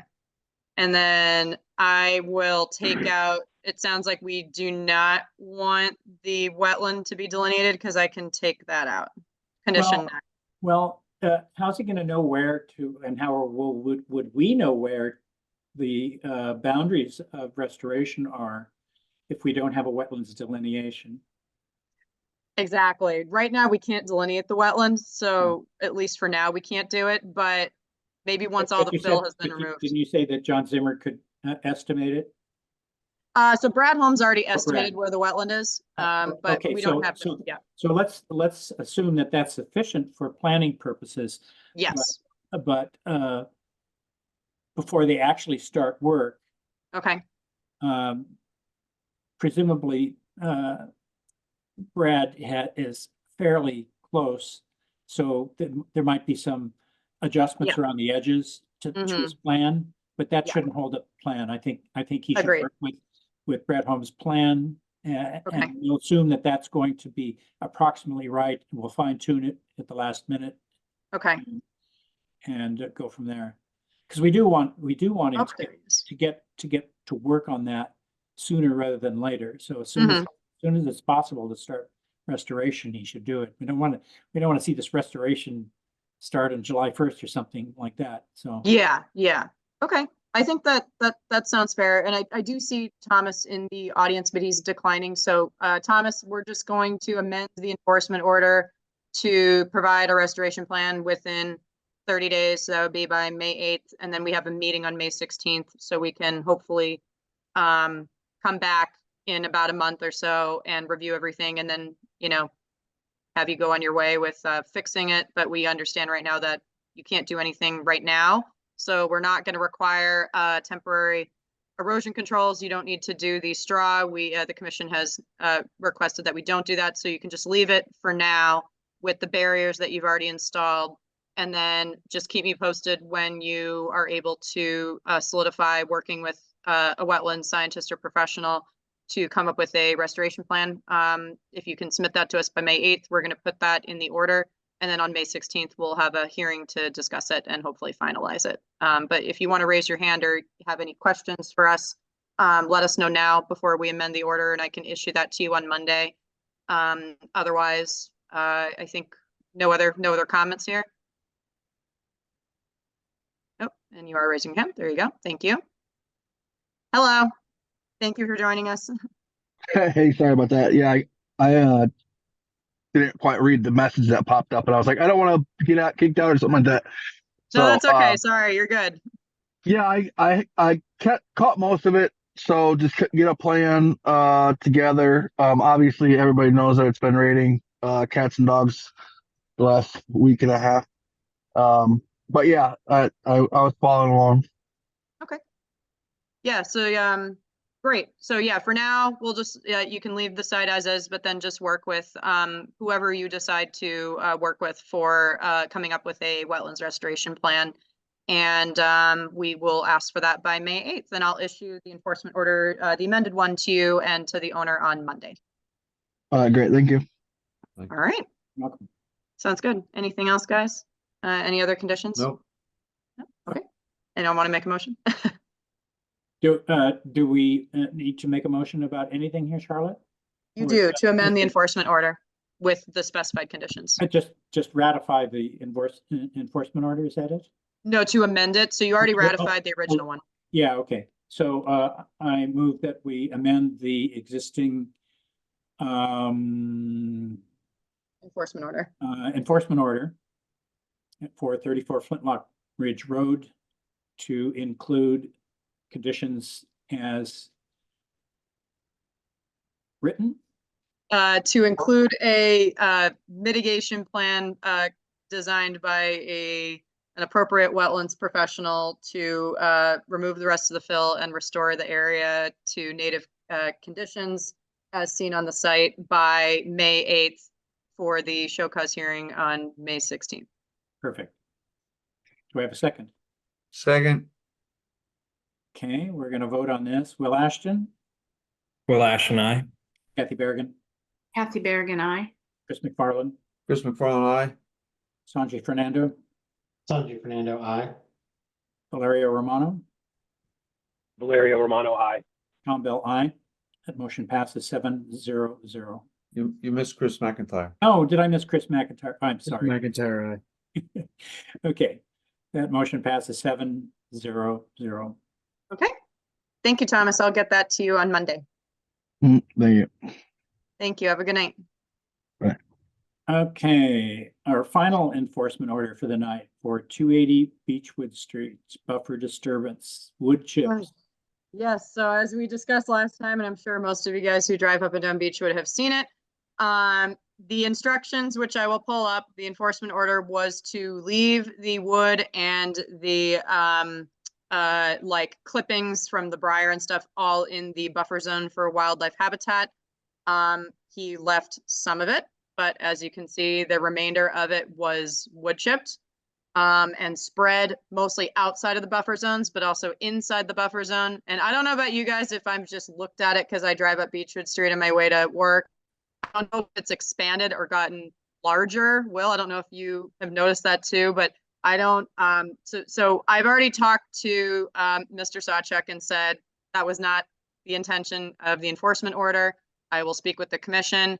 I have looked at wetland restoration plans and buffer zone plans. Some wetland scientists do recommend a thin layer of wood chip mulch just for stabilization, and it should still allow for vegetation growth. So out there's anywhere from 1 to 2+ inches. So I told him he may need to remove it entirely or to rake it, and that I would verify it with the commission.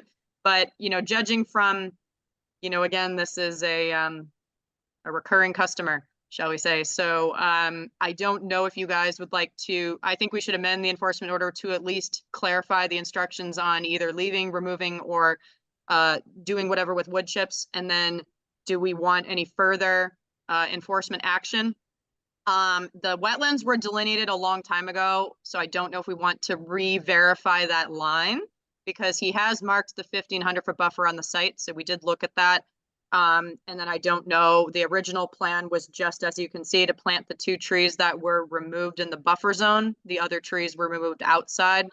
And then the only thing he's done so far is leave the brush piles in place, wood chip the site. He did leave some dead wood, but the majority of it was taken out and it's in that town parcel.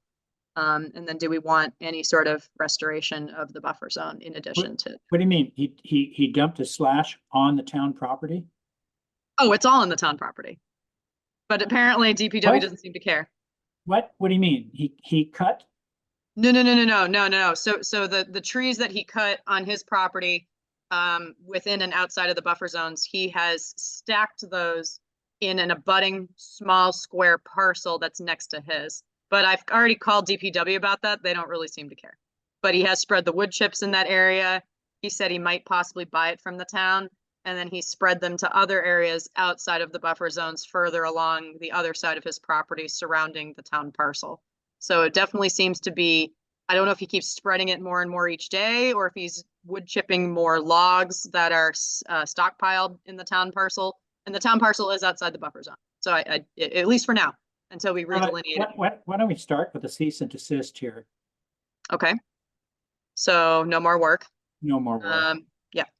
And so I can do that. That is an option. You know, he has proven to be less than trustworthy when it comes to following instructions. And so let's make it clear that we're fed up with that. You know, if this was the first time, but it's like 3 times in a row now. He's done stuff like this. So he seems to be a slow learner. Okay. So cease and desist. We still want the trees. Do we want him to leave any wood chips or to remove them all entirely from the buffer zone? I don't know what's underneath those wood chips. It could just be exposed earth because right now everything's dormant. So do we want him to leave? I don't think getting out there now when all the ground's soggy and trying to remove those, it's just going to grind them into the Okay. soil. Yeah, because the cease and desist would stop him from doing anything. Yeah. Let's stop the bleeding here. Okay. And then do we want a further restoration other than just the 2 trees? Do we want wetland delineations? Do we want a more robust restoration plan? Yeah, well, this is taking place in wetlands buffer, and the most recent wetlands delineation has expired. So yes, I think we need to have a new wetlands delineation. And I wonder, like, at least for my own understanding, like, it'd be great to get some expertise here. Like, what is the appropriate thing to do to remediate or restore the wetland, given everything like wood chips and all the stuff that's going on? Yeah, I mean, at least in the restoration plans that I've looked at, Brad Holmes has in some other projects suggested at no more than 2 inches of wood chip if it is to be used for mulch and stabilization, because any more than 2 inches will suppress vegetation growth.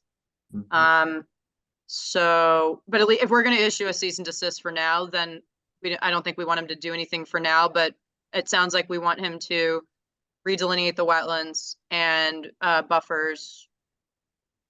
And do we want to just be general and say we want a restoration plan? Yeah. Yes. Yeah. I'm trying to word this like restoration plan with native shrubs, perennials, seed mix, comparable to existing site conditions.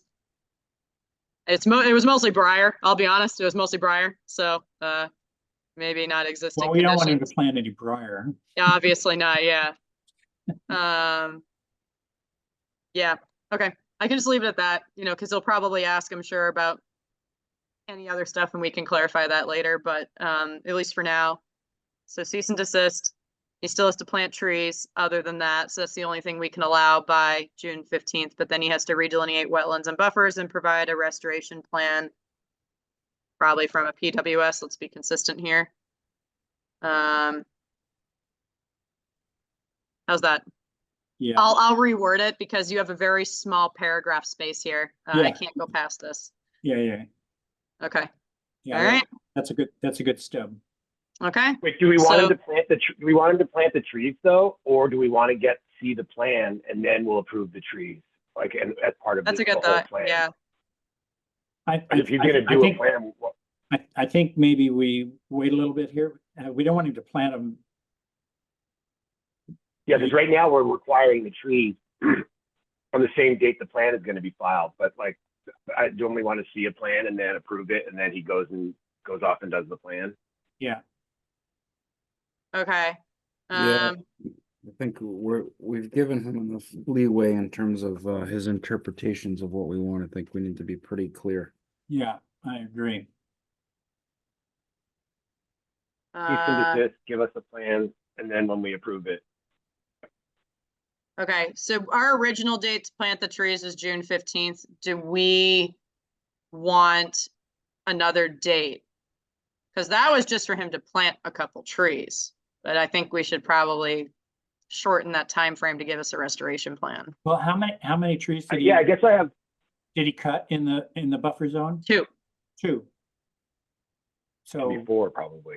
yeah, we're probably talking about 4 white oaks. Is that what he cut? Both of them were white oaks? They were, but a lot of the trees he cut seemingly outside the 100-foot buffer, a lot of them were Norway maples. Well, we don't want him to plant those. Obviously not. No. I'm just saying, like, I'm saying a lot of the tree removal actually happened outside of the buffer zones, but there was obviously still removal in the buffer zones. Yeah, well, outside the buffer zone, Yeah. That's not our turf. Right. Well, for now. So- Unless he alters 5,000 square feet of land. Yeah, right. So, if he, cut white oaks, 2 white oaks, then he should put in 4 new ones, I think. Mm-hmm. I could say maybe So in maybe we could addition, Maximum caliper, plant them where there's, some holes in the canopy so they stand some chance of survival. Or maybe we have it read that the restoration plan shall include the planting of 2 trees, preferably white Okay. oaks, among other restoration measures for approval of the commission or, the authority. 4 white oaks. 2 to 1. And then maybe didn't we give the last plan was 30 days for a seemingly innocent person who came in and actually fessed up to his own mistake. And this one we're giving him till June to come up with a plan. Maybe this should be 30 days as well. yeah. I agree.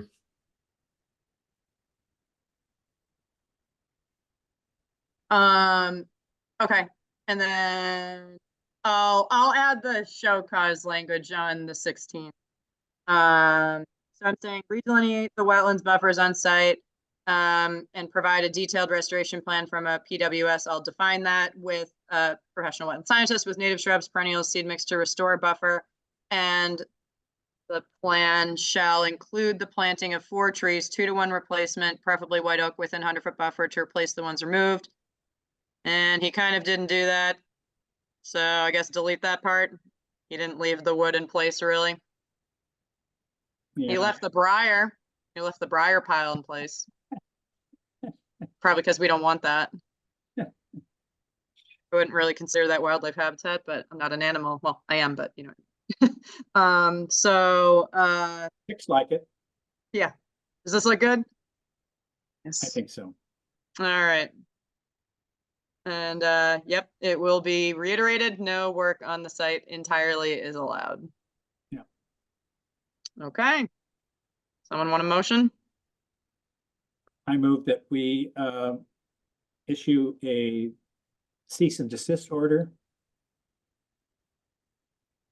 for the following, And amend the enforcement order. and amend the enforcement order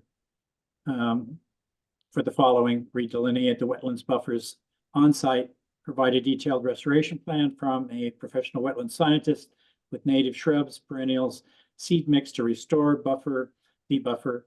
And the plan shall include the planting of 4 trees with a 2-to-1 replacement, preferably white oak, within the 100-foot buffer to replace the ones removed.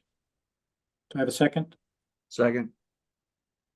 Okay, let's see if I can do a roll call vote and get everybody this time.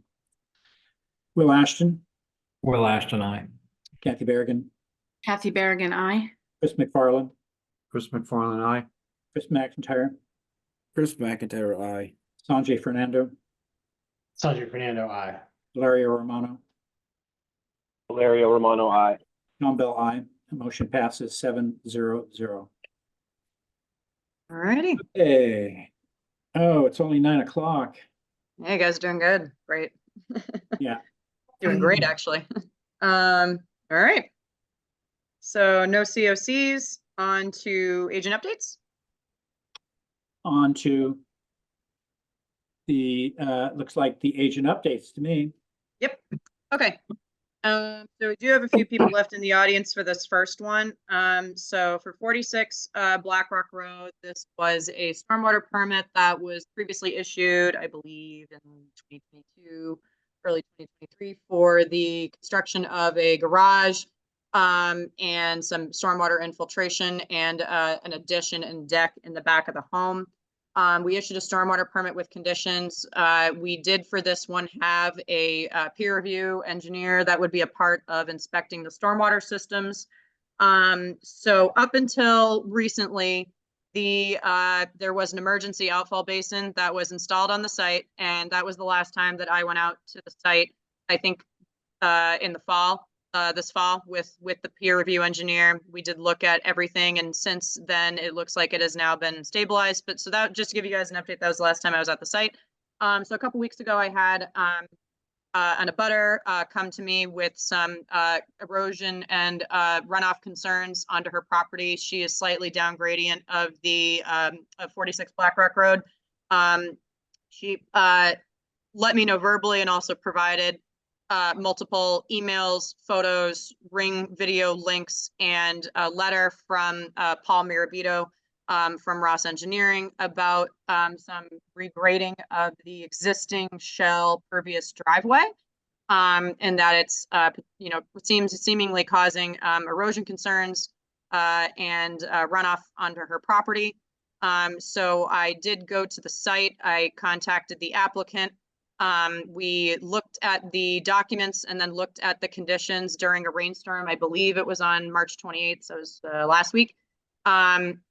First off, the letter did address some concerns with erosion control. I did walk the entire site. The erosion control barriers are still stable. There were a few areas that I think needed to be repaired, so I pointed those out to the applicant, and he has since fixed them. So the barriers are still intact. I have been out a couple times to inspect those previously. And then the other, obviously, the concern in the letter and all the other correspondence was, of course, about the driveway. There is a Ring video of the applicant bringing in what looks like a dump truck of gravel and or shell material, and he's raking that only on the side of the driveway that's closest to his property. There is an easement that goes up the middle of the driveway where half is kind of on the abutter's property and half is on his, but there's an easement to utilize the driveway for access. So he was only raking the material along his side of the driveway. And then there's other videos of him raking it back out from the street back onto the driveway. In looking at it from previous photos, looking at the runoff leaving the site, and I did bring this up to the peer review engineer. I sent him the materials. We looked at the letter. We looked at site photos. At least from what this looks like is the heavy use of the driveway during construction has created what looks like small vehicle ruts. And that has created, kind of an uneven surface on the driveway. And so it looks like what the applicant was doing was restoring his side, but not restoring the other side. And so that might be why there is an imbalance of runoff coming off the driveway going slightly towards the abutter. But in talking to the peer reviewer, this definitely seems like it can be easily fixed and restored. It's just, I think will involve coordination between both parties, but at least for now, we don't see an evident grading elevation change. There may be just a slight orientation based off of the side that was fixed and the side that hasn't been fixed, but I don't think there, at least in talking to the peer review engineer, we don't see an evident elevation change, rather just, you know, maybe just one side is fixed and one side isn't. And so the peer reviewer engineer also reiterated that the runoff is more directed toward from the underground gravel, not the shells. The shells unfortunately can easily wash away in a rainstorm, and as we know, we've had a lot of rain. So there's definitely some shells that are on the abutting property right now. I don't really see sediment, but I definitely see the shells that have been kind of spilled over. But definitely the runoff is more controlled by the compacted gravel underneath the surface. So I think with that, you know, we do have both parties in the audience if they have anything else to add, but at least for now, I think the permit for now is still at least in compliance, but we still haven't installed the stormwater infiltration system yet. So we still need to go out and inspect the site. I also provided some recommendations to the applicant about the long-term operation and maintenance plan. There is no maintenance instructions for the driveway. So I think that really should be in the operation and maintenance plan, which I'm happy to work with the applicant on for the issuance of a COC. I think we really do need to hammer that out, and it will definitely involve some coordination with both neighbors because it is a pervious structure. It does, you know, contribute to runoff, you know, patterns. So I think that should be incorporated, even though that wasn't a part of the project. There was only a portion of the upper half of the driveway that was supposed to be regraded towards the applicant's property and not the abutters. But the section of the driveway that was mostly raked was not, there was no proposed work on those site plans. So at least for now, you know, and again, as part of the final inspection, we will definitely be looking at as-built with elevation and all as-built conditions. So any deviations to that plan will either need to be justified or fixed. But at least Charlotte, for now, I didn't go back to the plan. The Okay. letter that the abutter wrote did Yes. suggest that there was supposed to be a swale along the edge of the property, and that the fill that they brought in actually filled that swale. I can pull up the plans. I don't know about a swale, but the in the upper half of the driveway, it's, oh, sorry, Kathy, is that on the plan? Yes, I read it. I read it. Okay. Oh, I mean, I can pull up the plan, but Yeah, you can pull up the plan. That's a there good was idea. no proposed work on the lower half of the driveway where this activity is occurring, just to clarify. Let's have a Um, look at the approved plan. Yeah. One second.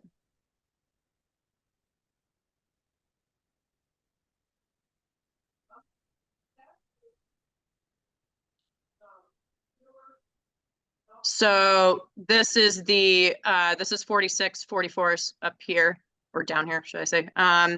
So this is the existing grading you can see going down the driveway. The shell driveway here, as in the etched out marking, is going to be regraded away from the abutting person and proposed trench drain, you know, so all this has yet to be installed. And then the garage is built, but it's not finalized yet. And then from this little etched line here down, there was no other proposed work on the driveway, and it was only supposed to be used for construction access. And then you can see the easement as well, that's noted.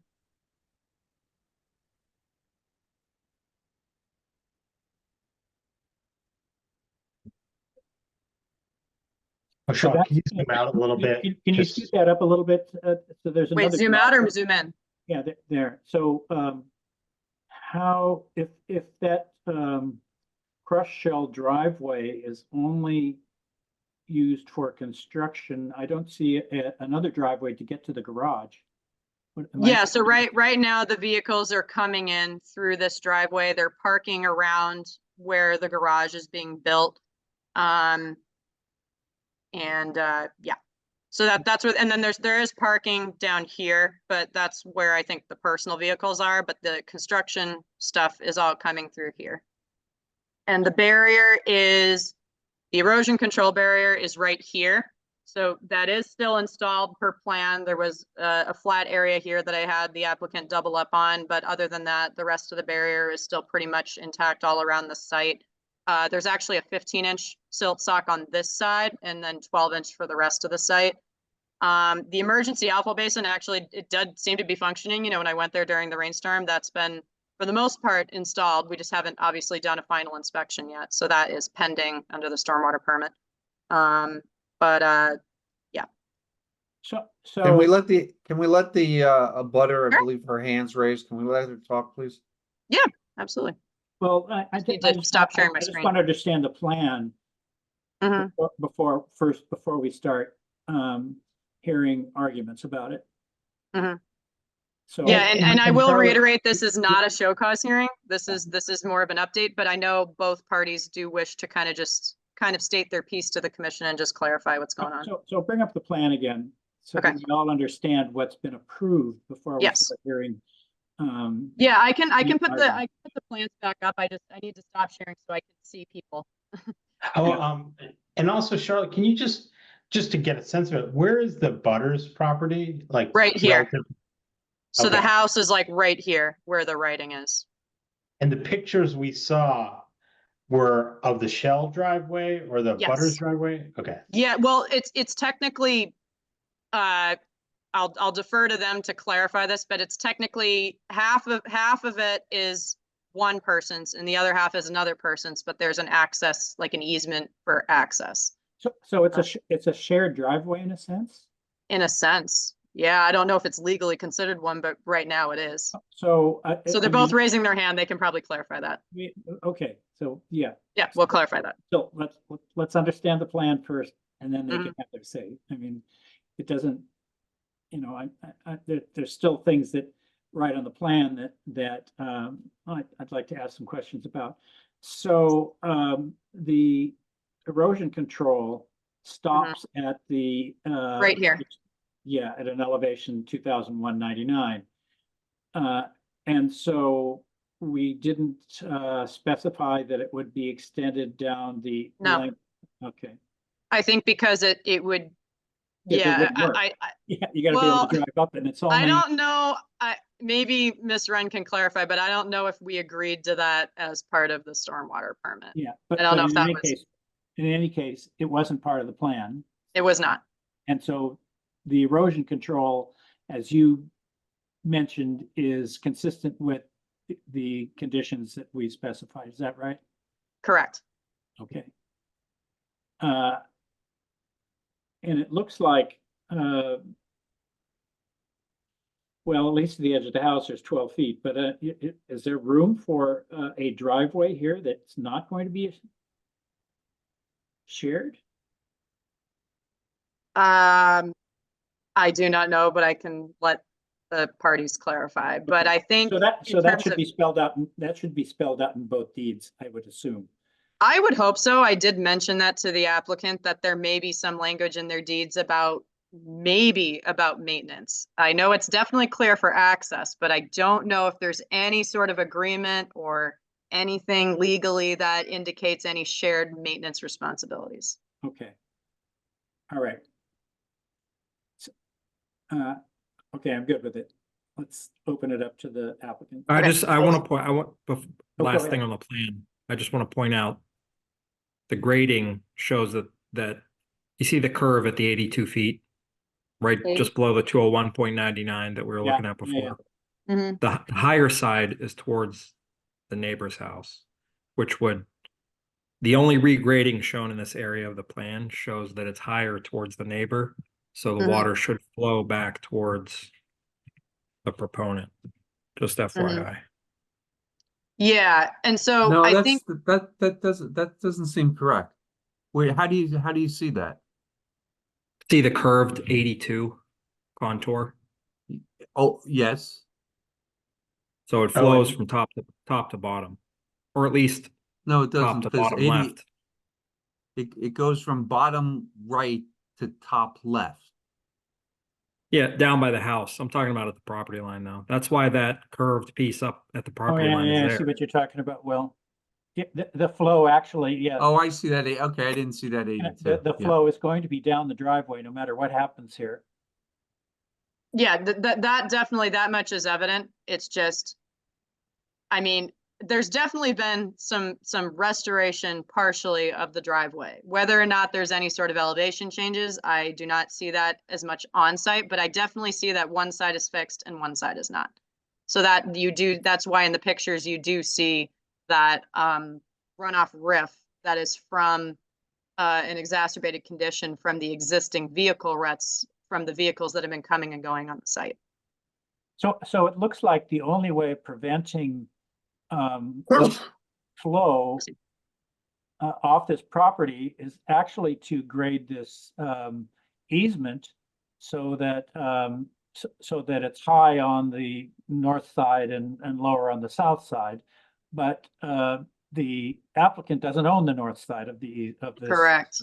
Of this. But they could easement. make a, I mean, they could make a crown like a road so that it all everything on their side goes to their side, right? They could, like a 2-track road. Yes, they could. That dashed line, so see the leader that says 4-foot wide access easement, and it looks like it's pointing at the finer dashed line. I don't understand what that finer dashed line is, and I don't understand what the. I'm pretty sure that's the existing driveway layout. So I'm pretty sure this is the existing driveway. And as you can see, a portion of it is on the abutting property. So that's why you have an easement that's 4 foot wide. So the easement is slightly more expanded than the road, but you can't really obviously go past the road, you know, because there's a house there. Well, very close to. There's also an easement there. Yeah. But yeah, so this dash line is If the abutter is encroached on the easement, that's another complication here. Yeah, maybe it's better if they both clarify what their easement and property lines are, but at least for now on the plans, the existing driveway goes through 2 properties. Okay. But yeah. All right. Let's let them have their. This is not a shared driveway. It's our driveway with an easement. So that's one clarification, but I will bring up both parties. Do you have a preference, Mr. Chair, of who goes first? Yeah, I think this is the applicant's problem in a sense. So let's hear from the applicant first. Okay.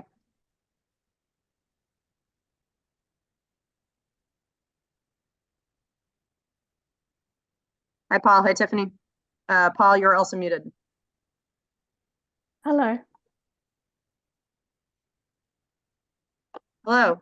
So would you guys like to kind of clarify what's going on here and what, you know, anything that I haven't mentioned already? Is there anything that you can further clarify about the work, the maintenance work, what's been going on? You're like you said, it's not a shared driveway. Sure. So of course, so thank you. Thank you for allowing me to speak for a couple of minutes to clarify the situation. I do have a couple of points I'd like to make, but I'd like to start by saying that we have done everything we can to comply with the Conservation Commission, and we have complied with all of the requests in the stormwater plan to date.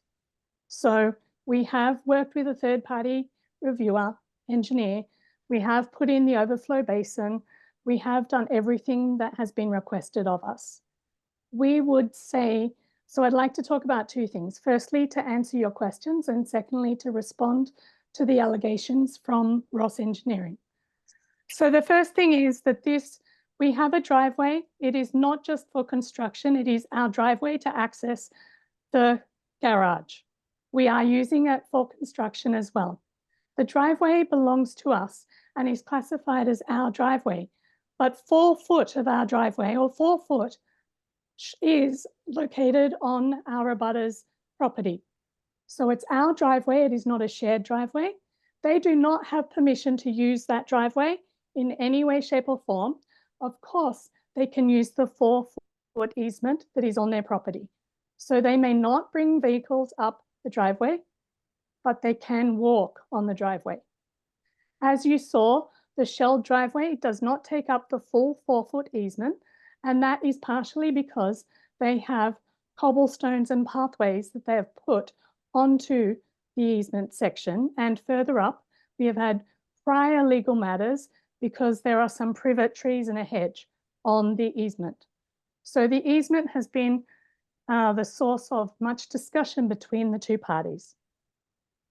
So I would like to say that most of their complaints, as you've already seen, are related to an area that is not covered by the stormwater permit. It's outside the area and it's the driveway. And unfortunately, those complaints have been misrepresented because what has happened is there's been damage to the driveway based on the construction trucks, and that damage took place on the side of the driveway that is closest to our house. Now, our abutters have called this a swale, but it's actually heavy vehicle damage to the driveway. So we have not removed a swale. There wasn't one on the plan, as you could see on the driveway. What we have had to do is fix the damage. So all of the comments in the letter around violation of the stormwater plan are actually irrelevant. What we've done is fixed the driveway. Paul has used a standard procedure. You've all seen the photos. And even though Mrs. Wren does not have our consent, and our attorney actually has already warned her against sharing photos and videos of us, she has continued to do so. And she has sent you photos of Paul bringing in the fill. Now, what he's done is filled it with the crushed gravel, your standard procedure, and then raked over the shells. And it was a pretty deep hole. It had started after the concrete trucks came up, and it had kind of gotten deeper and deeper. And quite frankly, it was pretty deep by the time he fixed it. So we were still driving up the driveway with a pretty deep gouged hole on the side. So now he's fixed that. There wasn't any grading done. There was no attempt to force, the water to go toward the Wren property. In fact, the photos that we've shared with Charlotte show that the driveway was level prior to this, like a year ago. And the intention would be that the driveway would be level, meaning between the two properties after the construction. And as you've already seen, there is a natural slope down the driveway toward the road. So we would want to return that way once, the work has been completed. Now, if I move on to there's two different things, right? I've talked to the fact that there was heavy vehicle, damage that has been fixed. And now we have a new situation that has happened post the repair work, and that is that there are now grooves along the easement section of the driveway. So our driveway, but on the easement section. Now, to date, we have not done anything about that. But what I would say is if you look at the photo, what you'll notice is that that section of the driveway with that gouge section lines up with the Wren's house. And we would argue that some of the water is coming from the Wren's property. They have removed the gutters on their house. So while we've got a lot of water at the moment, at least some of that water is actually coming from the Wren's own property, or is likely to be coming from the Wren's own property onto the driveway, because they have no stormwater systems in place themselves that are visible, almost none that are visible to us. And they've removed the gutters and not replaced them. So, they are actually not able to drive on this driveway, and we are the ones driving on this driveway, and we are the ones that would like to fix this driveway. We obviously don't want to leave it this way. It would be better for all of us if you would give us the permission and the endorsement to fix this driveway. The one thing that is an impact that Charlotte has mentioned is that there are some shells on the pathway that are sort of down toward the house. So, in usual situation, we would have thought we'd probably just have raked those up ourselves, or maybe the abutter would have raked them up. But in this particular case, they've left them there. But that is really, as you can see, they haven't really gone beyond the pathway, but there is obviously a flow up there that's probably come from the fact that there are those grooves going down the easement section of our driveway. So, I guess in summary, we would say that we have been doing everything we can to comply with the Conservation Commission. we would love you, or we would request that you dismiss or do not follow through with any claims of violation from either the RENS or their engineer. We have been compliant, and we would actually even ask you to endorse us fixing the driveway or figuring out a plan to fix the driveway, which could follow a similar repair process as the other side of the driveway, where we could use some crushed gravel and then rake the shells over as a way of, you know, repairing that section of the driveway. But we would also suggest that there is some discussion about maybe having a suggestion to the RENS that they do actually put some stormwater measures into place on their own property, because there is clearly some likelihood that some of that water that's causing that problem is coming from their own property and not just all of the water that, you know, we have everywhere at the moment.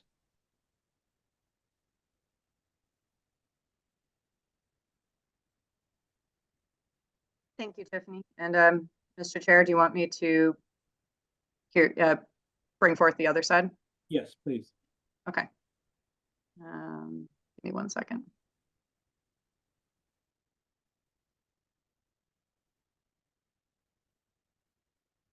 Hi, Barbara.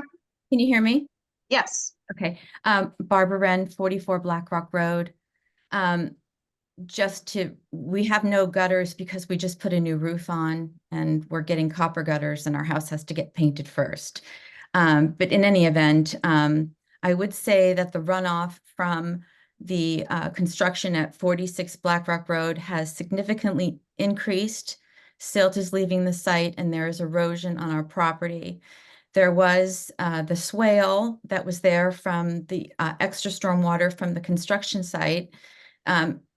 I would disagree. I think it's disingenuous. The rut was not caused from construction vehicles. You'd see a rut on both sides.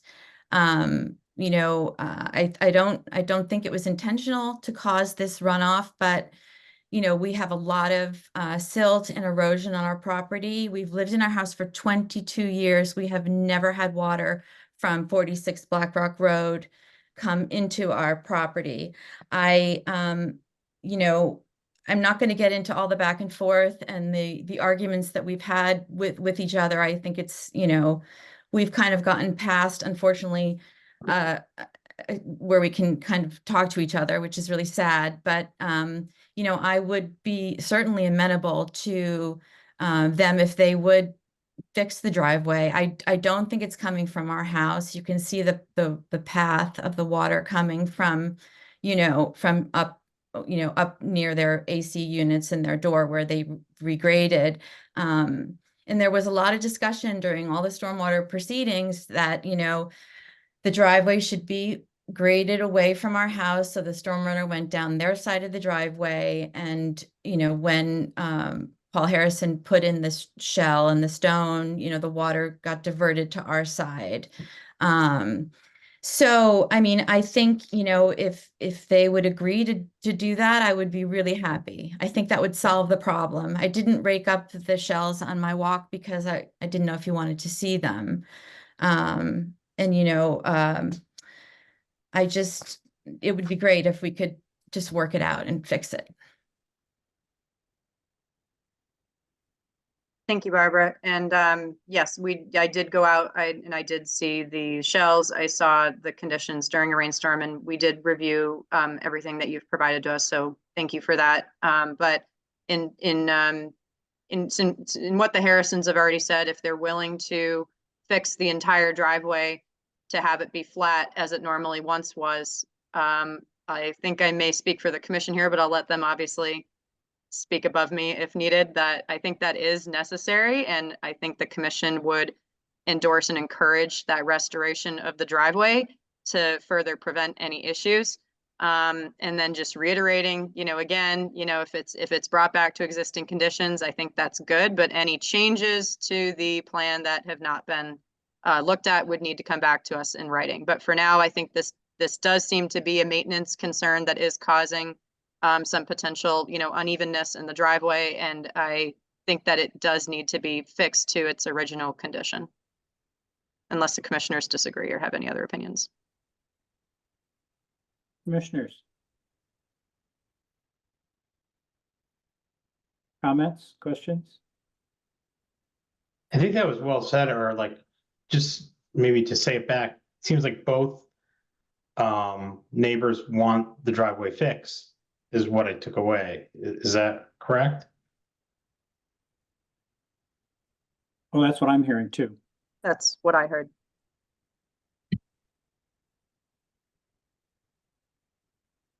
Like, that seems like a point of agreement between both parties, and so is that amenable to both parties?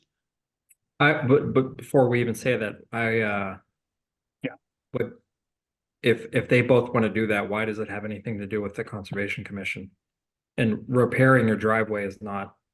So we're investigating the reports from the letter and correspondence to investigate whether or not there's a violation of the stormwater permit. At least for now, I don't see it. However, there definitely seems to be some temporary, runoff concerns that I think can be easily addressed with restoring the driveway.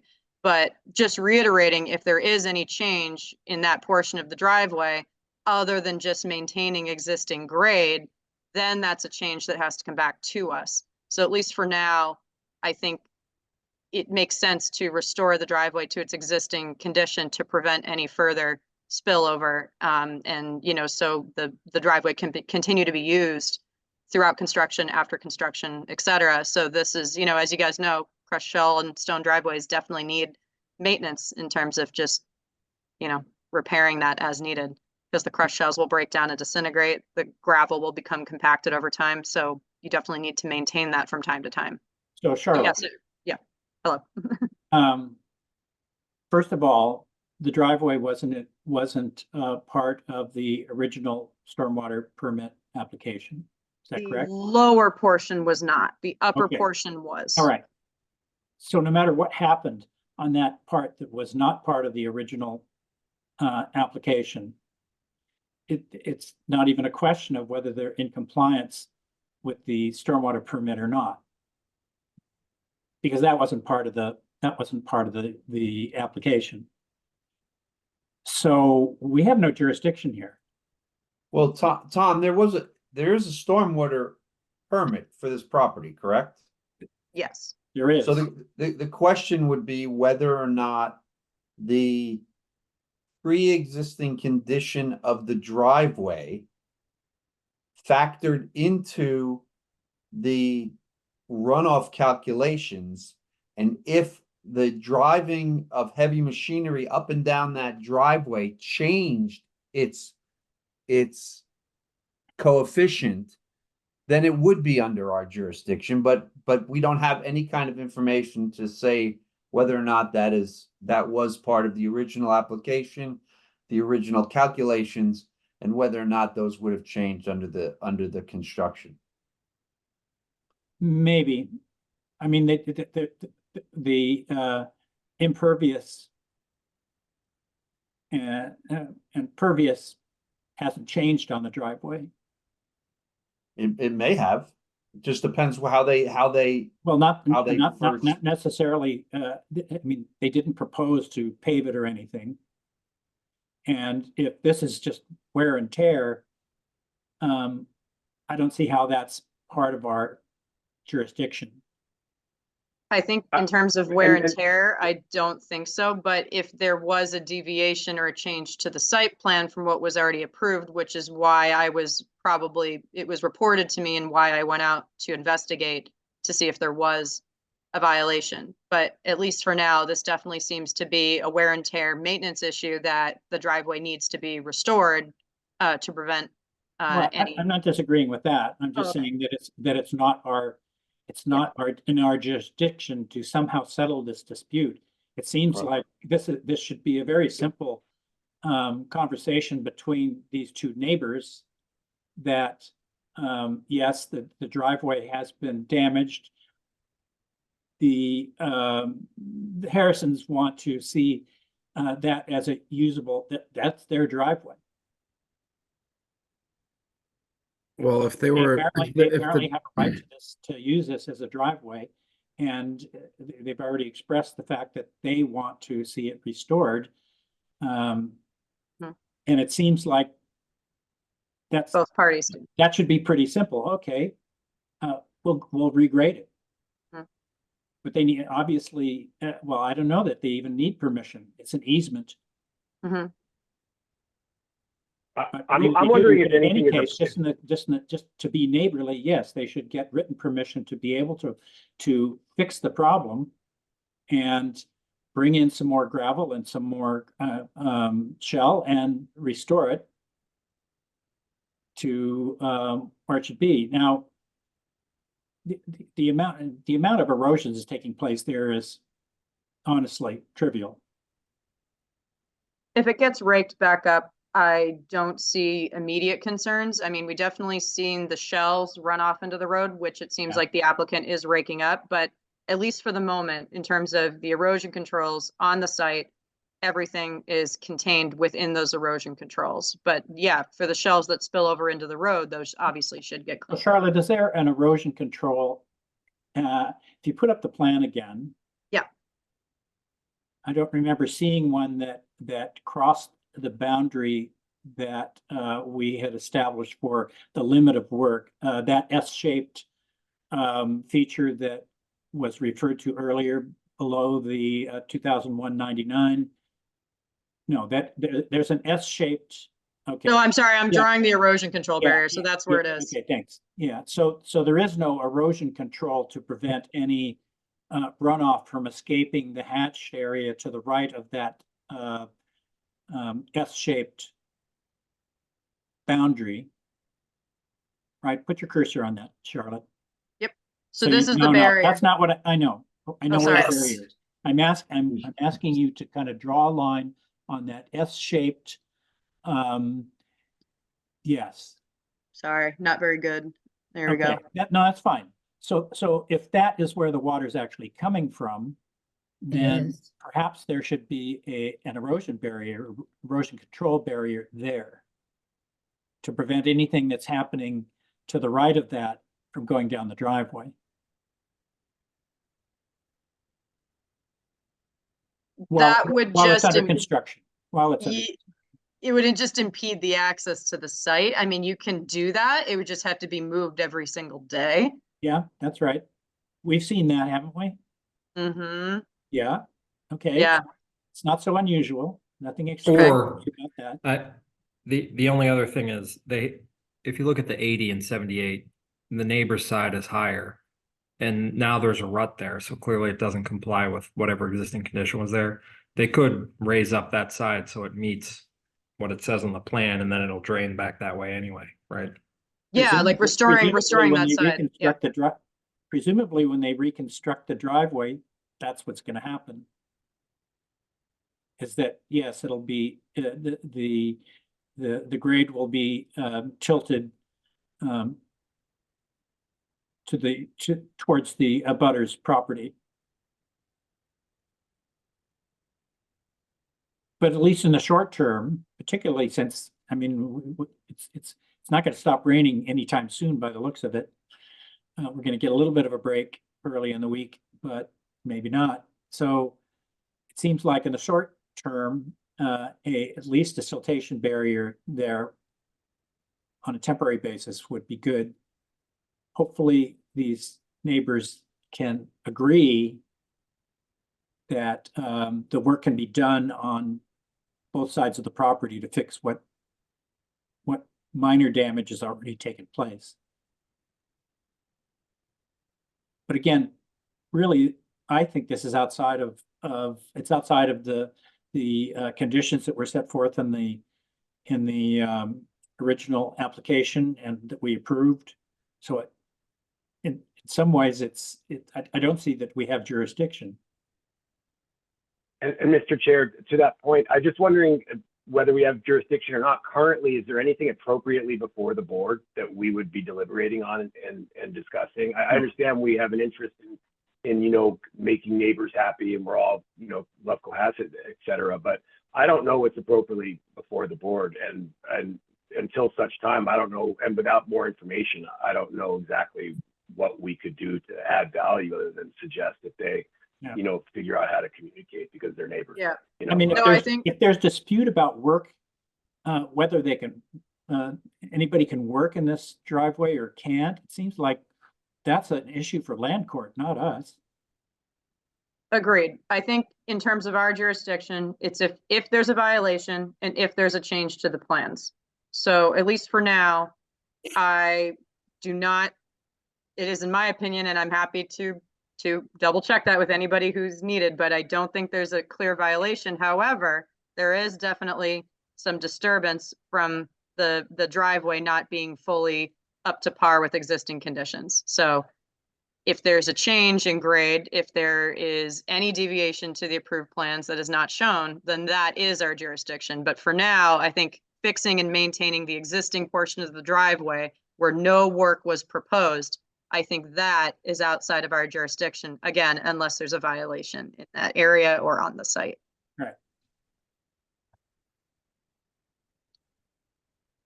This should be dealt with between these two parties. This looks like such a, an easy thing to fix. And simply, maybe the Wrens can write the Harrisons a letter saying, yes, you have our permission to fix the driveway. Mhm. It's maybe that's all that's necessary. And the Harrisons can get another load of gravel and shell and fix the Mhm. driveway. Mhm. Doesn't mean Okay. doesn't mean the problem's going to go away. Mhm. Okay, Tiffany, Paul, and Barbara, does that sound good to you guys to fix with, I think, speak for the commission here and you guys can confirm? It sounds like the commission has agreed that the best solution is definitely to fix the driveway to the existing conditions that will hopefully resolve the issues for both parties. I don't No? think we're saying to do anything. Yeah. Okay, Well, how I think about we're we saying we don't have say, a say okay, in all right, this. all right. Yeah, I think we're but- saying we're not the forum or the jurisdiction Okay. to decide this. Right. Okay, I don't no, think we thank have you. a recommendation. Okay, but we do agree that currently the stormwater permit seems to be in compliance. Yes. Yes. Okay, sorry. Thank you for clarifying, Will and Sanjay. I forgot. I appreciate that. So I guess Paul, Tiffany, and Barbara, is that all amendable to you? Clear as mud. Thank you. I've seen enough. Am I muted?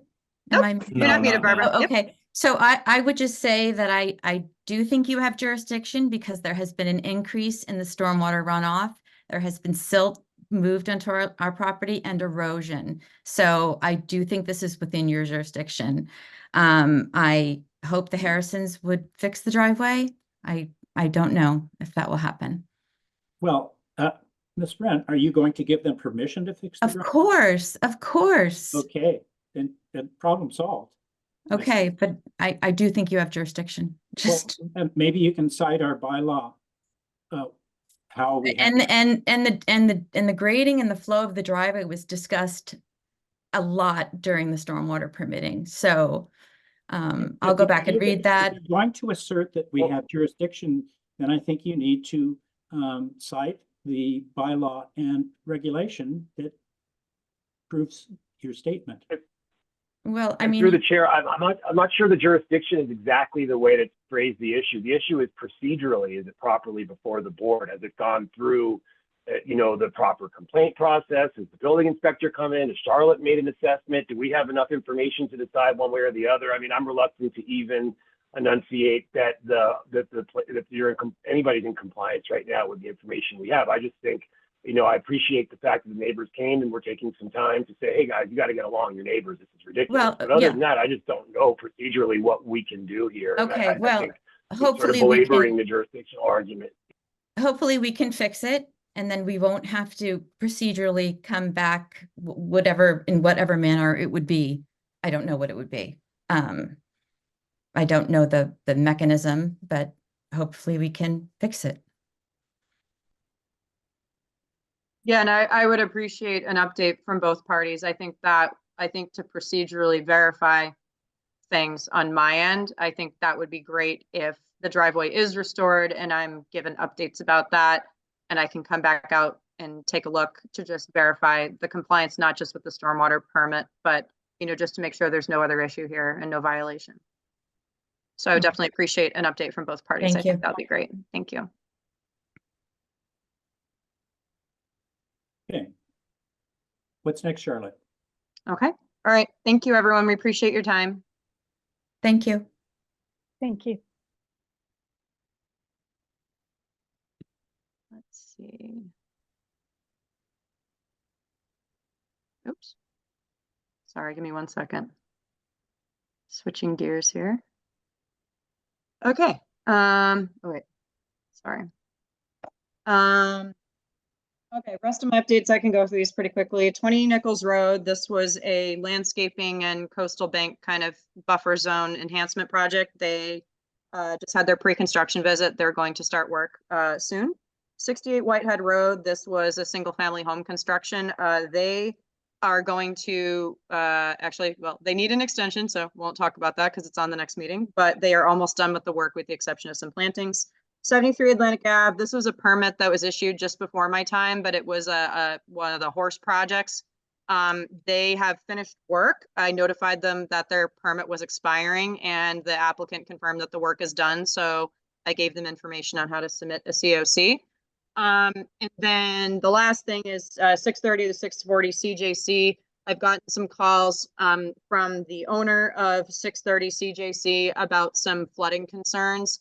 So Tom, I think it might be best to chat through with you offline about that because I'm in the process of drafting something. There's, it's a complicated situation. So right now I don't have a clear violation other than what I've been told. So not what I've seen.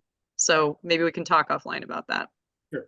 And then following up on that, as you guys have seen from updates and previous updates and everything going on, as you guys know, there's a lot of flooding issues that are happening all around town. I am doing my best. I cannot address every flooding concern of every resident in town. I can only, go within my wheelhouse of what's in my jurisdiction. So just letting you guys know that we are receiving those, and it's not just me, it's DPW, it's sewer, it's town manager. A lot of people are calling town hall complaining about flooding on their property. And again, it's very scary, and I definitely sympathize with that. It's just, it's a little bit difficult for me to relay this information to people that it's not always my jurisdiction. Unfortunately, I think that's stuff that people don't really like to hear. So if you guys have any What are they calling you for? to fix it, and that it's You should tell them that congratulations, you have wetlands, and then they will stop calling you. Move away from the coast. there's definitely a lot of concerns, Tom, as you may have heard, in certain areas in town about the ongoing construction. So I tell everyone the same thing, that I need to go to the site, I need to investigate it, I need to see a clear violation. If they're not maintaining erosion controls, if they're building something that's not a part of the plan.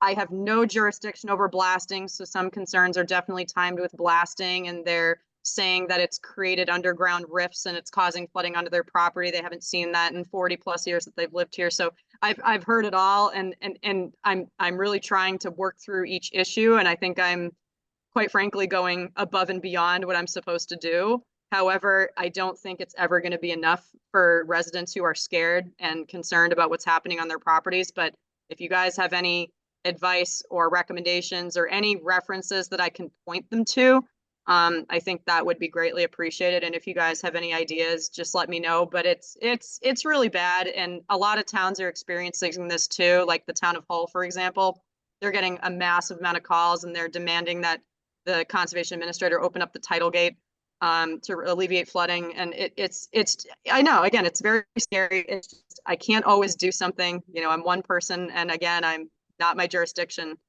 But definitely if there's a violation, yes, that is my jurisdiction. So unless I see a clear violation, really the best thing I can do is kind of point people in the direction of maybe talking to a professional.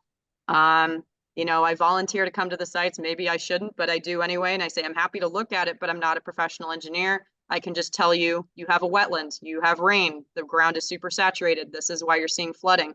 I can't point a clear cause and effect of when blasting happens to when flooding happens on someone's property conveniently during a 2-year plus storm event. So, yeah, if you guys have any recommendations or thoughts, just let me know. Is there a pattern? It sounds like there's a pattern, Charlotte, like it's a lot of construction of butters. If I'm Yes. hearing you right? Correct. Down gradient, abutters, people who've quote unquote never seen flooding in their lives. Yeah, but the last week has been at least a 10-year event. Like last weekend, there was 2 inches of rain. Mhm. And then there's been an inch and a half today. So if Mhm. you haven't seen something in 20 years, that's probably why, because Yeah, and I actually sent people the rainfall data, and unfortunately, I don't think that's even. I said these are the wettest February and March months we've ever seen on record, and But Yeah. one thought I had was like it doesn't sound like it's scaling very well for you. So I wonder if like, maybe you could draft, or we could all help too, like just some basic FAQs, like before you go out and repeat what you sound like you have to repeat quite often to people. Can we create like just an FAQ to send them, hey, if you think that you have an issue, here's things to think about, like, have you had an engineer look at it? Yeah. I'm making it up. I don't know the list, but like, No, I think that could be helpful. Yeah, it Yeah. would be nice if we had something. It's one of those things of like legally, it's like I've been told to kind of back off a little bit because we don't want to get the town twisted into everybody's personal issues, which I do very clearly verify. I think there's something about an FAQ, like, Yeah. versus like, not a legal determination, not a Right. procedure. It's Right, just like, just guidelines. Yeah. Just, for example, question like, oh, you think you have a storm water issue or a conservation issue, and maybe you just create some FAQs for people who are abutting construction sites. It's not legally binding or anything, but it just maybe like reduces the volume of requests. I think so. like Yeah, that might be the old helpful. IT checklist. Did you turn it off and turn it back on? Yeah, did you restart your computer? Yeah. Yeah. Okay. No, I like that idea. One of the problems is, and we all know it, that there's a deficiency in the stormwater regulations. Yeah. I mean, what's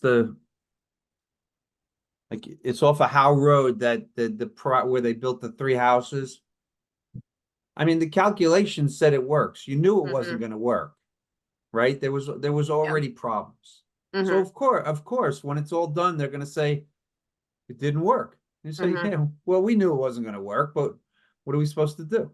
The calculation said it was going to work. Yeah. And so, I mean, that's what we're fighting with every one of these situations. Yeah, I mean, plus just the maintenance of the basins. I mean, there's like down at the end of my street, they're full of sand. Like the sand is up to the top of the grates. Like they're just not. There's no maintenance. Yeah, the lack of maintenance is definitely a concern. So once these permits all close, like it's impossible for me from a staffing perspective to monitor. I mean, in our regs, we very clearly say you have to not only perpetually maintain your system, but that you have to keep maintenance logs, you have to submit them to me. I need to evaluate them all, and that's never been enforced, and I'm definitely trying to move forward in that direction. But right now, I don't have the staffing. When a permit's closed, I'm kind of like, all right, great, record your long-term O&M plan, and I'll give you your COC, and then you're done. But yeah, I mean, technically, our regs do say you have to do active monitoring like a Title V, and you have to give us reports. And then I do think that there are insufficiencies. Property. What's up? It's not just private systems. Yeah, it's everything. Yeah, I mean, the town does its best, but sometimes not really. So there's a larger context here that probably most people aren't aware of. Not only have it's rained a lot recently, but we had a pretty good rain year last year, and it filled up every little bit of groundwater storage in town, in the whole area, in the region. And we don't have very much groundwater storage in the rocky areas of town. It's a fractured aquifer in the sense that it doesn't store any water between the fractures, and the fractures are many, many, many feet apart, like 10, 20, 30, 50 feet apart. And those fractures are sometimes no wider than a sheet of paper. So there's really no place for the water to go other than to be stored in our meager topsoil on top of these granite knobs we live on. So it doesn't, everything's full. I mean, the bathtub is full, and every time it doesn't have to rain very much before the bathtub overflows. I'm seeing that in my backyard. Every time it rains, it doesn't take very long for water to break out from where the soil starts to get thin as you go down slope, and then there's some bedrock outcrop. Well, lo and behold, the water starts discharging just as it gets to the lip of the tub and flows down into my neighbor's yards. And it's done that for 10,000 years. It has nothing to do with my house. And people just, they don't understand how water works. I've talked to people here that think that the elevation of water on the east end of Straits Pond is higher than the elevation on the west end. Yeah, so that's like saying the coffee in my cup is higher on one side than it is on the other when it's sitting on a level table. They don't get it. They don't understand how any of this stuff works. And we can't educate them. We're not an educational institution. So it's really hard, Charlotte, to go out there and explain to them, well, we've had a huge amount of rainfall in the last 24 months, and there's no place for it to go other than flow overland or be discharged from the soil profiles we have and our very low storage aquifers. So if you're living downhill, and you have a basement, if you were unlucky enough or foolish enough to build a basement in this town, then you're going to have a sump pump. Everybody around me is pumping like crazy. Yeah, I agree with Sanjay. There's got to be some resources, and you don't even probably have to come up with your own FAQs. There's probably stuff on DEP or the Mass Commissioners group there that you can just use. Grab Maybe some we stuff just put from an there information and sheet together, and every try time that. somebody Just complains throw about that out flooding, there instead of send them the running information. around with your it sounds like you're running around a lot. So maybe just try distributing some information, or not even doing it, just put it on the website or whatever you can do. Yeah, I Save can it. definitely. FAQ is I a would good also way to think do about it. scaling Just a little yourself, blurb like about maybe a graph showing how much rain we've received. Rainfall data. Yeah, right. Just posting rainfall data and saying. I'm going to send I'll put a link in the FAQ. Here you go. Let's check the rainfall data. No, but I think that's a great idea, guys. And I do appreciate that. Thank you. Because it's unfortunately taken up a lot of my time. And it's the reason why I have not been fully giving you guys lovely little site visit reports in my. Even if we have jurisdiction, there's almost nothing we can do about this. Yeah. And eventually when the stormwater regs and standards are all updated, maybe we can have a conversation about it. But I keep telling people we actually have, ironically, one of the strictest stormwater bylaws. The only other one I've seen so far is Dedham, but I still have to look at other towns. But we're very, very strict. Most towns don't even care unless you're altering an acre. So I think Cohasset is. Was Chris, you said the plans don't ever work. Is that a failure in that HydroCAD system, or how they estimate things? Is that just off?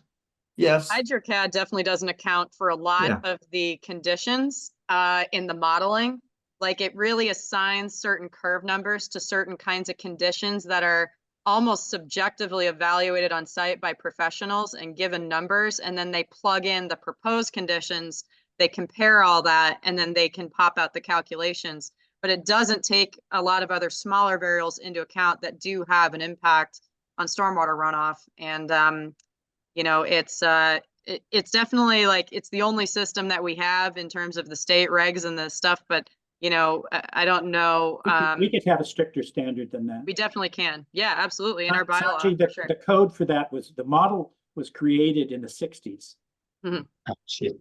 And it was initially done by hand.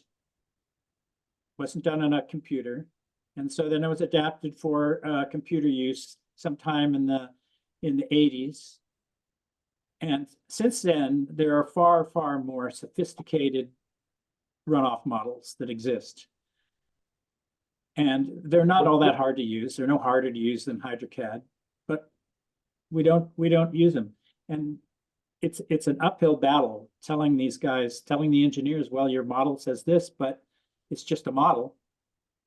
How do we know this is really going to work? And that's where we tried to step in and say, you know, maybe if you move that infiltration chamber over here or over there, or you're really sure you got 2 feet of clearance. And so what if you got 2 feet of clearance? Your 2 feet might be, you know, the next 2 inches down might be totally impervious bedrock. Mm-hmm. So a lot of these systems they're just never going to work. Yeah, it also doesn't help that once a stormwater permit's closed, other than maintaining systems, that's it. But then technically outside of once a permit's closed, regardless of, let's just say, let's avoid wetlands here. You can alter 4,999 square feet on your property without a stormwater permit, and there's nothing we can do. And we don't have any sort of like time period of it just says 5,000. It doesn't say within a certain amount of time. We don't have a look back policy of the previous permits that were issued on the site. So we don't have a means of cumulative review and control. It's really just an activity, and an activity is pretty much like, you know, it's like what someone's proposing in that time frame. It's not a 5,000 square foot look of a history. So there's definitely holes in our stormwater bylaw. Like Dedham has a policy where they're considering turning into a bylaw about looking at sites from like a 3 to 5 year history, and even requiring after the fact stormwater design if it hits those thresholds. So that's definitely something to maybe consider for our regs. But, you know, the question is, where do you end it? Because we also have a huge problem with everybody taking out ledge in town, which we've just seen from the land alteration bylaw is kind of garbage. And so there's a lot of stuff that's outside of our control that even if we, you know, make our bylaws stricter, there's still a lot we may not be able to control unless we absorb land alteration and take that away from them. But I don't know if that'll go well. So, yeah, so there's definitely a lot of factors that affect stormwater, and not all of them are in our control. Hey, can I ask one Valeria, thing? oh, sorry, go ahead. The shortcoming that Chris McFarland brought up earlier, that's the shortcoming in the state requirements, right? Not in the municipal calculation requirement. They're also using an ancient rainfall data system to evaluate storm events. And so the current changes that we can discuss tonight, one of them is to the stormwater standards. They're proposing, what is it, NOAA 14 plus or something? Yeah. And even people are arguing that that's outdated. So, you know. That's why I brought it up. It's more site specific. Instead of looking at the entire county for rainfall, you can actually put in an address, and so it's much more granular than the existing system we use. For example, it takes slope into, you know, slope direction into consideration, and it's the elevation that you're at, how close you are to the coast, all kinds of things, you know, your exposure to nor'easters. So yeah, that's the NOAA 14 atlas is infinitely superior to what we're using now. It's a good segue. Yep, there you go. Yeah, I know it's getting late. So as you guys saw, thank you for doing this last minute, but I got emails this week saying they wanted input from all Concoms. I'm like, what? Okay. So they've changed the extension date now to April 30th.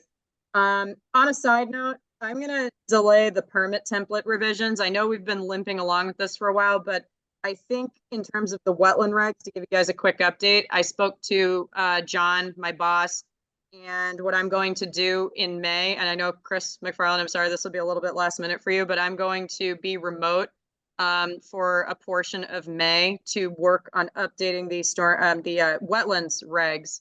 And I will basically be ignoring anything other than urgent phone calls and emails. So if you guys need me, you can definitely call me. I will give you the dates. John had suggested that I originally recommended 2 weeks remote and only coming in if I have to. John said, can you do 3 weeks, but can you come in on Monday and Friday? And I said, that's fine. So I'm going to pick probably around Memorial Day, where hopefully a lot of people are going on vacation and not worrying about flooding every single second of their lives. So I will be doing this, and I'm going to try and time it while we have everybody here, because I do want to see this happen. They have not been revised since they've been created. And so starting now, even though I've kind of said this before, but yeah, starting now, if you guys want to send me anything like pointers, notes, anything that you want to see changed, definitely let me know, because I'm going to be doing it all now. I know I've taken previous comments and stuff from you guys, but in terms of like me actively putting it into stuff, I'm going to be doing that in May, and I'll send you the dates. And then the segue are the DEP changes. Did everyone like look through the PowerPoint slides and the figures, and does everyone kind of get like a gist of the changes, or do you want me to just quickly go over them? I can try to be quick, and I can pull up the slides so that the words can do the talking. I looked at them. Okay. Did anybody else not look at them? I haven't had a chance. Okay. So just a really quick summary, they are proposing changes to the Wetlands Protection Act, Chapter 91, and the stormwater standards. I won't talk about Chapter 91 since that's not our permit, but good to know they're corresponding. The DEP changes, the major ones are they are adding performance standards for land subject to coastal storm flowage. There are no performance standards in the Wetlands Protection Act right now. It's just a protected resource area. They have split it up, the floodplain into, well, they've split it up in a little bit further definitions in terms of velocity zone and the A zone and the 100-year floodplain in general. They've actually broken it up into velocity, the 4 different areas, and they have created performance standards for each of those. One of the major things that's coming up, not just with wetlands, but with other stuff, is no new development in the velocity zone. And then within any area outside the velocity zone, it will be very limited. It has to be a certain height, has to be on pilings, has to, you know, meet all those restricted standards about redevelopment and new development in terms of building outside of the velocity zone. And one of the major changes that I think is a really awesome change, but it might get very heated very quick, is it actually has language saying that the commission may recommend or require nature-based solutions as part of work within land subject to coastal storm flowage. So I think that's a huge plus for conservation, since all we see are structural engineering and impervious surface and all that stuff. So yeah, they've broken down land subject to coastal storm flowage, created performance standards, created justifications as to why it's an important area to protect. They have broken it down into multiple sections and provided standards for each of those areas of what you can and can't do. And they're emphasizing the possibility of incorporating nature-based solutions. So those are the major changes. And then to the stormwater standards, they've updated, I think it's standards 2, 3, 7, maybe 2, 3, 4, 7, and then they've actually created an 11th one. And a lot of those relate to matching what MS4 already has. And then they're also timing it with the land subject to coastal storm flowage stuff. So they're incorporating that stuff into the Wetlands Protection Act, updating the standards, adding a new standard, and then revising redevelopment, which is standard 7. And so those are the big changes. I've started a Word document, and I can put it in OneDrive if that's easiest for you guys. I can make it an editing document that you guys can all type in. But I think maybe, I know 418 is really crazy, but since they want comments submitted by 4:30, maybe what you guys can do is you can provide all of your thoughts and stuff to me, and then we can maybe reserve like 20-30 minutes at the end of the night, just being very mindful of that time frame, and then just revising our list, and then I can send it off to DEP. But also I can wait until the last minute if you guys have any last minute thoughts before April 30th. I can send it on the 30th if that makes more sense. But they wanted comments from all conservation commissions, so. But does anyone have any thoughts they want to share now? Valeria, I know you sent me some stuff, so thank you. And I don't know if anybody else wants to send stuff or, you know, or speak now. I like them.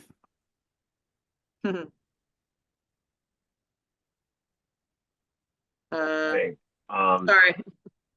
Sorry. Yeah, can you guys hear? If 418 is really going to be that late, I know probably around midnight I'm going to lose my ability to focus on. I know, on that's that so maybe we do it first?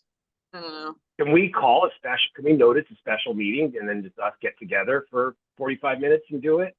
We could if you guys want. Yeah, I know that's an extra meeting, but if that's easier for you guys, I'm If it's all just for it. us, Mhm.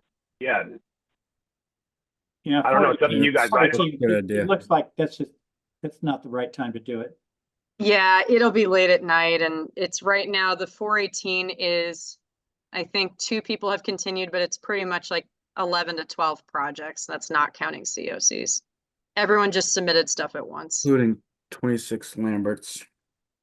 Yeah, So why We don't we can- do a 425? or 25. Okay.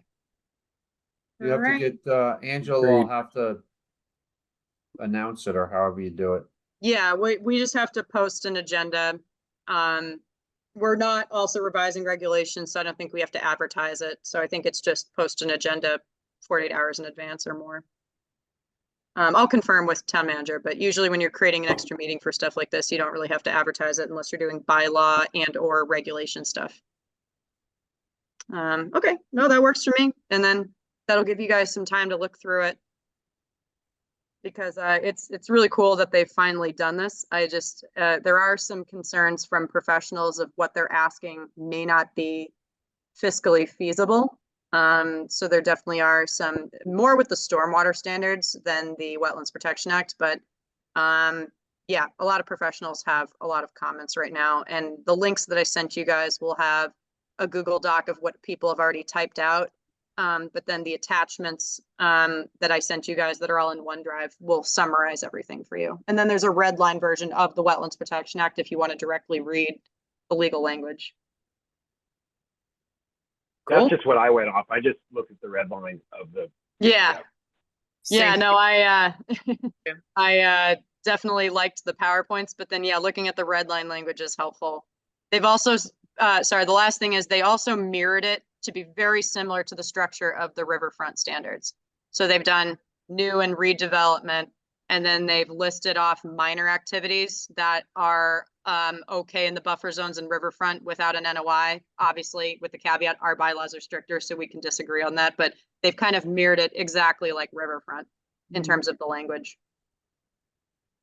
Which is hilarious because riverfront is extremely confusing, so. So we should put 425 at 6:30 in our calendars. Yeah, Does that work that's for everybody? that's the Thursday after 418, right? Yeah. Okay. All right, that works for me. Is it better if we start at 7 instead of 6:30? Sure. Do you Since guys we're not prefer doing that? applicants or anything. And maybe we can, Charlotte, you can create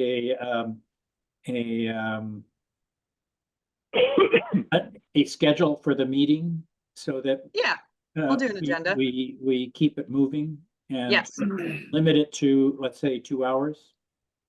2 hours? Okay, Yeah, I mean, there's a PowerPoint, so. there you go. Can Yeah, I we do can, it at the Blue Oar? Good idea. well, it has to be a Len- public Len- maybe meeting, so Lenny's is more our speed. Well, anyone's We won't willing run to into come. so many of our people, if someone wants to, Charlotte, is the, veterans. sorry. I know, I always Is the love goal to just convenience go at the through all beach. of the, wait, sorry. sorry, what was that, Valerio? is the goal just to go through all of the comments that we send you and see if the board like sort of agrees that this is what we're going to send over to the state as Cohasset Conservation Commission's proposed changes? Is that's what we're seeking to accomplish at on 425? Yeah, I think maybe what we could do is we could split the evening into a discussion about the Wetlands Protection Act changes and a discussion about the stormwater standard changes, and then finalize our comments for each of those. I think that would be probably the best way to go. Stormwater is definitely very technical, so I mean, I think any input I think is going to be appreciated because these it's been taking them years, as you guys know, to update the stormwater regs, and I think this is why they're timing it with the floodplain changes. So that might explain why they've been silent for the last 2 years about updating the stormwater handbook. Also, the stormwater handbook is hundreds of pages long, so at least for that, I don't expect you guys to read it. Maybe we can look through just the standard changes of like what they're updating, and then we can see if it makes sense to us, and or if we wanted to go into the details of the handbook, we can. It's just, I don't know about you guys, I'm not pulling up the handbook every 5 seconds because it's just so long.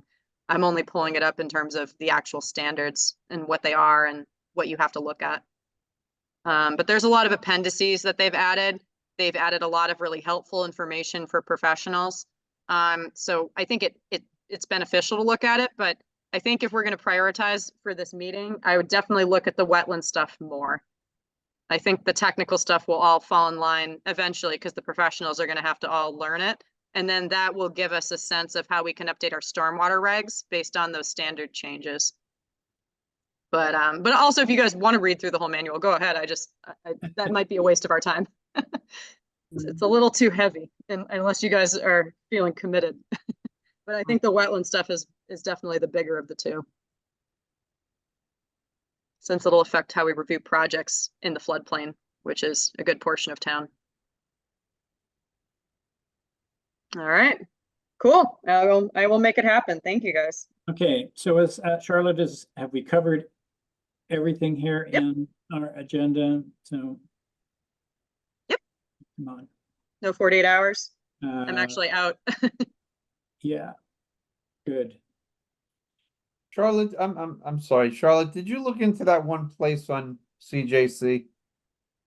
Yeah, that's the one. Yeah, that's the 630, 640 one. Okay. Yeah, just long story short, it sounds like what happened is the owner of 640 went on to the owner of 630's property and did some stuff in the intermittent stream that may or may not have exacerbated